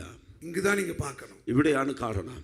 மணவாளன் வர தாமதமானது. മണവാളൻ വരാൻ താമസിച്ചപ്പോൾ, உங்களுக்கு எல்லாம் தெரியும், നിങ്ങൾക്ക് എല്ലാവർക്കും അറിയാം, 5 பேர்கிட்ட எண்ணெய் கொண்டு வந்தவங்க கேட்கிறாங்க, எங்களுக்கு ஒரு எண்ணெய் தாங்க. ഓ 5 പേർ എണ്ണ കൊണ്ടുവന്നവരോട് അവർ ചോദിക്കുന്നു, ഞങ്ങൾക്ക് അല്പം എണ്ണ Give me വേണം. some oil. ഞങ്ങൾക്ക് അല്പം എണ്ണ വേണം, எனக்கு கொஞ்சம் எண்ணெய் கொடு. എനിക്ക് കുറച്ച് എണ്ണ വേണം. நல்ல நித்திய ஜீவனுக்குரிய ஆவியுடைய புத்தியுள்ள ஸ்திரியா இருந்தால், ഓ നല്ല നിത്യജീവന് ഒരുക്കമുള്ള ബുദ്ധിയുള്ള സ്ത്രീയായിരുന്നാൽ, எனக்கும் கொஞ்சம் வைத்துக் கொள்கிறேன், എനിക്കും കുറച്ച് വെക്കുന്നു, நீங்களும் வைத்துக் கொள்ளுங்க. നിങ്ങളും കുറച്ച് എടുത്തോ. சொல்ல வேண்டுமா வேண்டாமா? പറയണോ വേണ്ടയോ? நல்லா சிந்தித்து கேளுங்க. നല്ല ചിന്തിച്ച് പറയണം. ஒரே புருஷனுக்கு தான் மணவாட்டியா போக போறாங்க. ഒരേ പുരുഷനാണ് മണവാട്ടിയായി പോകുന്നത്. அது இரவு நேரம். അത് രാത്രി വേളയാണ്. அந்த 5 பேர் சொல்றாங்க, 5 പേരും പറയുന്നു, இந்த அலங்கரிக்கப்பட்ட நகை நட்டு Dress போட்ட இந்த பெண்ணுகளை பார்த்து சொல்றாங்க, ഈ അലങ്കാരമെല്ലാം ഉള്ള ആഭരണം നല്ല വസ്ത്രമെല്ലാം ഉടുത്ത ആ സ്ത്രീകളെ നോക്കി പറയുന്നു. என்ன சொல்றாங்க தெரியுமா? എന്താണ് പറഞ്ഞത്? ராத்திரில போய் எண்ணெய் கடையில போய் வாங்கிக்கங்க. രാത്രിയിൽ നിങ്ങൾ പോയി എണ്ണ വിൽക്കുന്ന കടയുണ്ട്, അവിടെ പോയി വാങ്ങിക്കോ. கொஞ்சம் நீங்க சிந்திச்சு பாருங்க. കുറച്ച് ആലോചിച്ചേ. நல்ல மேக்கப் எல்லாம் போட்டு, நல்ல மேக்கப் எல்லாம், நகையெல்லாம் போட்டு, நல்ல ஆபரணம் எல்லாம் தரிச்சு நடுராத்திரி 12 மணிக்கு மேல ரோட்ல போனா, நடுராத்திரி 12 மணிக்கு ரோட்டில் போயா, என்ன கடையை போய் தட்டுனா, என்ன கடையை போய் தட்டியா, ரோட்ல போகும்போது சொல்வா, நீ மனவாட்டியா விபச்சாரியா, உனக்கு எவ்வளவு காசு வேணும்? 1000 rupees or second 5000 rupees. റോട്ടിൽ പോകുമ്പോൾ ആൾക്കാർ പറയും, നീ മണവാട്ടിയാണോ അല്ലെങ്കിൽ വേശിയാണോ, 1000 രൂപയാണ്, എത്രയാ കൂലി? கேட்பாங்களா கேட்க மாட்டாங்களா? ചോദിക്കുമോ ഇല്ലയോ? கேட்பாங்களா கேட்க மாட்டாங்களா? ചോദിക്കുമോ ഇല്ലയോ? ஒரு பெண்ணு நகைக்கு நீ 1 பவுன் நகையை போட்டு நீ வெளியே போயிட்டு வந்துட முடியுமா? ഒരു സ്ത്രീ 1 പവൻ ആഭരണം ധരിച്ചിട്ട് റോട്ടിൽ കൂടെ പോയിട്ട് വരാൻ പറ്റുമോ? 1 പவுன் 1.5 ലட்சம் ரூபாய். 1 പവന് 1.5 ലക്ഷം രൂപ தூக்கிட்டு போயிடுவான், എടുത്തിട്ട് പോകും. மோசமான காலத்தில் இருக்கிறோம், നാശം പിടിച്ച കാലത്തിൽ. இன்றைக்கு இப்படித்தான் மனவாட்டிகளாக இருந்தாலும் there is no sharing mind. ഓ, ഇന്ന് മണവാട്ടിയായി ഇരുന്നാല് പങ്കുവെച്ച് കൊടുക്കുന്ന ഒരു മനോഭാവമില്ല. நீயும் ஒரு பெண், നീ ഒരു സ്ത്രീയാണ്, நீ ஒரு அலங்கரிக்கப்பட்டவள், നീയും ഒരു അലങ്കരിക്കപ്പെട്ട காலம் கெட்டு கிடக்கு, കാലം നശിച്ചു കിടക്കുന്നു. என்னுடைய விளக்கு வெளிச்சத்துல இரு, എന്റെ വിളക്കിന്റെ വെളിച്ചത്തിൽ നീ ഇരിക്ക്. நமக்கு புருஷன் வர போறாரு, നമ്മുടെ മണവാളൻ വരാൻ പോകുന്നു, நம்முடைய மணவாள வர போறாரு, നമ്മുടെ മണവാളൻ വരാൻ പോകുന്നു. சேர்ந்து போவோமே, ചേർന്ന് പോകാം சொன்னாங்களா? പറഞ്ഞായിരുന്നോ? இல்லையே. ഇല്ലല്ലോ. அப்ப இவங்க எங்க போவாங்க? അപ്പൊ ഇവരെവിടെയാണ് പോകുന്നത്? நரகத்துக்கு, നരകത്ത്, சிட்சைக்கு. ശിക്ഷை. இப்போ அந்த 5 பேர் எண்ணெயை வாங்கிட்டு வந்துட்டாங்க. ഈ 5 പേര് എണ്ണ മേടിച്ചിട്ട് വന്നു. போய் பாஸ்டர் வாகமனுக்கு போய் ஜான் மார்ட்டின்ட்ட போய் ஞானஸ்தானம் எடுத்து எண்ணெய் அலங்காரம் பெற்று திரும்ப தீவெட்டி எடுத்து வச்சு வந்துட்டாங்க. ഇപ്പം വാഗമണ്ണിൽ പോയി പാസ്റ്റർ ജാൻ മാർട്ടിൻ്റെ അടുത്ത് പോയി സ്നാനപ്പെട്ട് അഭിഷേകം പെറ്റ് തീവണ്ടികളോട് വരുന്നു. தெருவுக்கு வந்தாச்சு, വന്നു, முன்குறிக்கப்பட்ட இடத்துக்கு வந்தாகி விட்டது. ദൈവം നിർണയിച്ച സ്ഥലത്തേക്ക് വന്നു. அங்க பார்த்தா சில சொல்றான், உனக்கு அறிவு இல்லையா? அப்பயே சேரட் வந்துச்சு, ராஜா வந்தாரு, இருக்கிற 5 பேரை கூப்பிட்டு போயிட்டாரு. അപ്പോൾ ദൈവം വന്നായിരുന്നു, രഥങ്ങൾ വന്നു, ദൈവം ഉണ്ടായിരുന്ന വിശുദ്ധന്മാരെ എല്ലാം എടുത്തിട്ട് പോയി. இவங்களுக்கு எப்படி இருக்கும்? എങ്ങനെ ഇരിക്കെ? மேக்கப் போட்டனே, മേക്കപ്പ് ഇട്ടല്ലോ, நான் ட்ரெஸ் மாட்டினே, നല്ല அலங்காரம் பண்ணனே, വസ്ത്രമിട്ടല്ലോ, അലങ്കരിച്ചല്ലോ. இவங்க பேச்ச கேட்டு என்ன கடைக்கு போயிட்டனே, ഇവരുടെ വാക്ക് കേട്ട് എണ്ണ മേടിക്കാൻ പോയല്ലോ. நான் போக மாட்டேன், ഞാൻ പോകത്തില്ല. இன்றைக்கு யாராவது நீங்கள் அப்படி ராத்திரியில எண்ணெய் கடையை தேடி போக கூடாது. ആ രാത്രിയിൽ നിങ്ങൾ ആരും എണ്ണക്കട അന്വേഷിച്ച് പോകരുത്, போகவே கூடாது. പോകരുത്. என் டார்ச் எரியாட்டாலும் பரவாயில்ல, എൻ്റെ ടോർച്ച്, എൻ്റെ വിളക്ക് நான் இருக்கிற ஸ்தானத்துல இருப்பேன், ഞാൻ ഇരിക്കുന്ന സ്ഥാനത്തിരിക്കും. என் மணவாளன் வரட்டும், എൻ്റെ മണവാളം വരട്ടെ, என் டார்ச் எரியாட்டாலும் பரவாயில்ல, എൻ്റെ വിളക്ക് കത്തിയില്ലെങ്കിൽ எந்த புருஷனே நான் இங்க நிக்கிறேன், இருட்டுல நிக்கிறேன்னு கத்தி அவரை கூப்பிடுவேன். എൻ്റെ ആത്മമണവാളനെ ഞാൻ ഈ ഇരുട്ടിൽ നിൽക്കുന്നു എന്ന് നിലവിളിച്ച് അവനോട് കരഞ്ഞ് പ്രാർത്ഥിക്കും. ஏன்னா 5 போயிருச்சு, 1 2 3 5 போய் விட்டது. 1 2 3 5 5 മാറിപ്പോയി. நான் தான் நம்பர் 6, ഞാനാണ് നമ്പർ 6, நான் தான் நம்பர் 7, അതാണ് നമ്പർ நான் 7, தான் நம்பர் 8, ഞാനാണ് number 8, number 9, number 9, number 10. Number 10. மணவாளனே, മണവാളനെ, மணவாளனே, മണവാളനെ, என்ன கூப்பிடாம போகண்டா. എന്നെ വിളിക്കാതെ പോകരുത്. அப்ப சேரட்ல இருந்து மணவாளன் பாப்பாரு, ആ രഥത്തിരുന്ന് മണവാൻ നോക്കും. 5 ஏறு, 5 കയറ്. யாராங்க சத்தம் போடுறது? ആരാ ഈ ശതം എടുത്ത്? ஓ, டார்ச் இல்லையோ, ஆனா எனக்கா காத்திருக்கியா? നീ എനിക്കാണ് കാത്തിരിക്കുന്നത്, வா. വാ വാ. கூட்டு போயிடுவார், கை தட்டி கத்துற சோதரி വിളിച്ചിട്ട് പോ, കൈ തട്ടി. சொல்லுங்க, உன்னை கைவிட மாட்டார், உன்னை கைவிட மாட்டார், உன்னை கைவிட உன்னை கைவிட மாட்டார், உன்னை கைவிட மாட்டார். നിന്നെ ദൈവം படிக்காதவளா കൈവിടത്തില്ല. இருக்கலாம், நீ என்ன இல்லாதவளா இருக்கலாம், ஒரு நல்ல ஒரு தாய் தகப்பன் குடும்பத்துல பிறக்காம இருக்கலாம், ஆனா உள்ளத்தை பார்க்கிறாரு, உள்ளத்தை பார்க்கிறாரு. மணவாளனே, மணவாளனே என்று நீ கூப்பிட கூப்பிட மணவாளன் உன்னை கூப்பிடாமல் போகவே மாட்டான். മണവാളനെ, മണവാളനെ എന്ന് നാം വിളിക്കുമ്പോൾ, നിലവിളിക്കുമ്പോൾ നമ്മുടെ അടുത്ത് വന്ന് നമ്മെ സ്വീകരിക്കുവാൻ അവൻ തയ്യാറാകും. Hallelujah, hallelujah.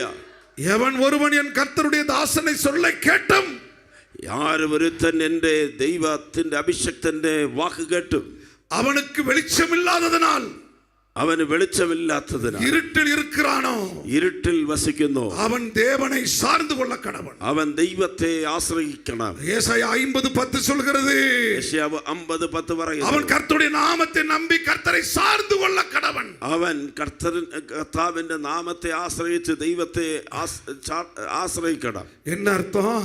എന്താണ് അർത്ഥം? உங்களுக்கு வீடு இருந்தாலும் இல்லாட்டியும் ரட்சிப்பை இழக்க கூடாது. ഓ, നിങ്ങൾക്ക് വീടുണ്ടെങ്കിലും ഇല്ല എങ്കിലും രക്ഷയെ നഷ്ടപ്പെടുത്തിക്കളയും. கிடைக்காட்டாலும் ஓய்வு நாள பரிசுத்தமா ஆசரிക്കണം. പണമുണ്ടെങ്കിലും ഇല്ലെങ്കിലും ദൈവത്തിന്റെ ആരാധന ദിവസമായ സബത്തിനെ ആചരിക്കണം. நிறைய இருக்குதோ இல்லையோ இல்லாதவங்களுக்கு தான தர்மம் பண்ணிக்கிட்டே இருக்கணும். അധികം ഉണ്ടോ ഇല്ലയോ ഇല്ലാത്തവർക്ക് കൊടുക്കണം. மற்றவர்களுக்காக ஜெபிக்கணும். മറ്റുള്ളവർക്ക് വേണ്ടി പ്രാർത്ഥിക്കണം. சாட்சியின் ஜீவியமே സാക്ഷിയുള്ള ജീവിതം நித்திய ஜீவனுக்கு கொண்டு போகும். നിത്യ ജീവിതത്തിലേക്ക് കൊണ്ടുപോകും. ஹalleluya. ഹല്ലേലൂയ. இயேசு சொன்னார், பாவத்தின் சம்பளம், യേശു പറഞ്ഞു പാപത്തിന്റെ ശമ്പളം മരണം. மரணம். മരണം. இப்ப உங்ககிட்ட ஒன்று கேட்கிறேன். നിങ്ങളോടൊന്ന് ചോദിക്കട്ടെ. மத்தேயு 25 அதிகாரத்தை வாசிச்சவங்க எல்லாம் கை வைத்துங்க. മത്തായി 25 അധ്യായത്തെ വായിച്ചവരെല്ലാം ഒന്ന് കരമുയർത്തിക്ക്. மணவாளன் வந்தார், മണവാളൻ വന്നാൽ கதவு பூட்டப்பட்டது, കഥ അടയ്ക്കപ്പെട്ടു, கல்யாணம் முடிந்ததுன்னு போட்டிருக்கா? കല്യാണം കഴിഞ്ഞെന്ന് പറയപ്പെട്ടിരിക്കുന്നു. என் பைபிள்ல போடப்படல. എന്റെ വേദപുസ്തകത്തിൽ പറയപ്പെട്ടിട്ടുണ്ട്. உங்க பைபிள் எப்படி இருக்குது? നിങ്ങളുടെ ബൈബിൾ എങ്ങനെ ഇരിക്കുന്നു? Door was closed. കഥ അടയ്ക്കപ്പെട്ടു. Wedding was happened. കല്യാണം കഴിഞ്ഞെന്നല്ല. ഇല്ല. நீ உண்மையற்றவளாய் இருந்தால் வீட்டுக்குள் போவாய், திருமணம் மட்டும் முடியாது, உள்ளே உட்கார்ந்து சோறு சாப்பிடு. നീ വിശ്വസ്തൻ അല്ല എങ്കിൽ വീട്ടിൻ്റെ അകത്ത് പ്രവേശിക്കാൻ കഴിയും. പക്ഷേ നിനക്കും ആ മണവാളനും തമ്മിൽ വിവാഹം കഴിയത്തില്ല. மணவாளன் உன்னை லவ் பண்ண மாட்டாரு. മണവാളൻ നിന്നെ സ്നേഹിക്കത്തില്ല. இன்னைக்கு எல்லாம் வாலண்டியர்ஸ் டேன்னு கொண்டாடிட்டு இருக்கான் உலகத்துல. ഇന്ന് ലോകത്തിൽ എല്ലാവരും വാലണ്ടിയേഴ്സ് ഡേ ആഘോഷിക്കുന്നു. நீ வாலண்டியர்ஸ் டே தான் கொண்டாட முடியும். നീ വാലണ്ടിയേഴ്സ് ഡേ ആഘോഷിക്കാം. ஆனா பரிசுத்தமான ஒரு சந்ததியை பெற்று நீ சாட்சியா வாழ முடியாது. ഓ, ഒരു വിശുദ്ധ സന്തതിയെ പ്രസവിച്ച് വിശുദ്ധമായി ജീവിക്കുവാൻ കഴിയത്തില്ല. இன்றைக்கு உனக்கு பிறந்திருக்கிற பிள்ளை ഇന്ന് നിനക്ക് ജനിച്ച எவனுக்கு பிறந்தது எவன் சொல்ல முடியும்? ഓ, ആർക്ക് ജനിച്ചെന്ന് ആര് പറയാൻ പറ്റും? ஒழுக்கம் இல்லாமல் இருந்தால், ഓ, ஒழுங்கீனமாய் வாழ்ந்தால், സ്തോത്രം, ഹല്ലേലൂയ, வேசித்தனமாய் வாழ்ந்தால், അശുദ്ധിയിൽ ജീവിച്ചാൽ என் பிள்ளைக்கு தகப்பன் யார் என்று எப்படி சொல்ல முடியும்? നിന്റെ മക്കളുടെ അപ്പൻ ആരെന്ന് പറയാൻ പറ്റും? ஒரு புருஷனுக்கு ஒரு மனைவிக்கு உத்தமமாய் வாழ்ந்தால், ഒരു ഭർത്താവിന് ഒരു ഭാര്യയ്ക്ക് ഉത്തമമായി ജീവിക്കണം. இவர்தான் உன் தகப்பன், ഇതാണ് നിന്റെ இவர்தான் உன் தாய், ഇതാണ് നിന്റെ അമ്മ. நமக்கு உருவாக்கினவர் பரம தகப்பன். ഓ, നമുക്ക് ഈ തലമുറയെ നൽകിയത് സ്വർഗ്ഗസ്ഥനായ പിതാവ്. ஹல்லேலூயா. ഹല്ലേലൂയ. அதற்குத்தான் இன்றைக்கு இயேசு உன்னை சந்திக்க வந்தார். അതുകൊണ്ടാണ് യേശു നമ്മെ സന്ദർശിക്കുവാൻ വന്നത്. அவர் உன் உள்ளத்தை பார்க்கிறார். അവൻ നിന്റെ ഹൃദയത്തെ കാണുന്നു. புறம்பான அலங்கரிப்பை பார்க்கவில்லை. ഓ, വെളി പ്രകാരമായ അലങ്കാരത്തെ അല്ല അവൻ കാണുന്നത്. உன்னுடைய உள்ளத்தில் மறைந்திருக்கிற குணமே, നിങ്ങളുടെ ഹൃദയത്തിൽ മറഞ്ഞിരിക്കുന്ന സ്വഭാവമാണ്.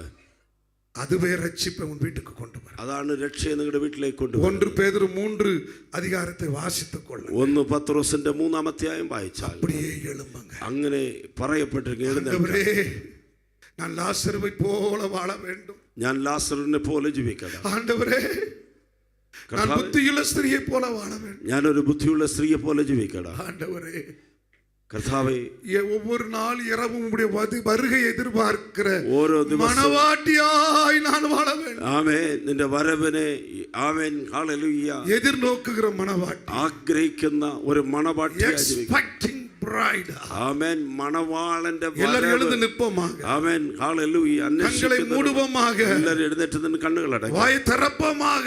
വായുകളെ തുറന്ന്, ஆண்டவரே, என்னை அலங்காரப்படுத்துவீராக. എന്നെ അലങ്കരിക്കണമേ, எனக்கு பரிசுத்த அலங்காரத்தை தாரும். എനിക്ക് വിശുദ്ധ വസ്ത്ര അലങ്കാരത്തെ തരണം. பரிசுத்த அலங்காரத்தோடு நான் உம்மண்டை வர, വിശുദ്ധ വസ്ത്ര അലങ്കാരത്തോട് നിന്റെ അടുത്ത് വരുവാൻ எனக்கு உதவி செய்யும்.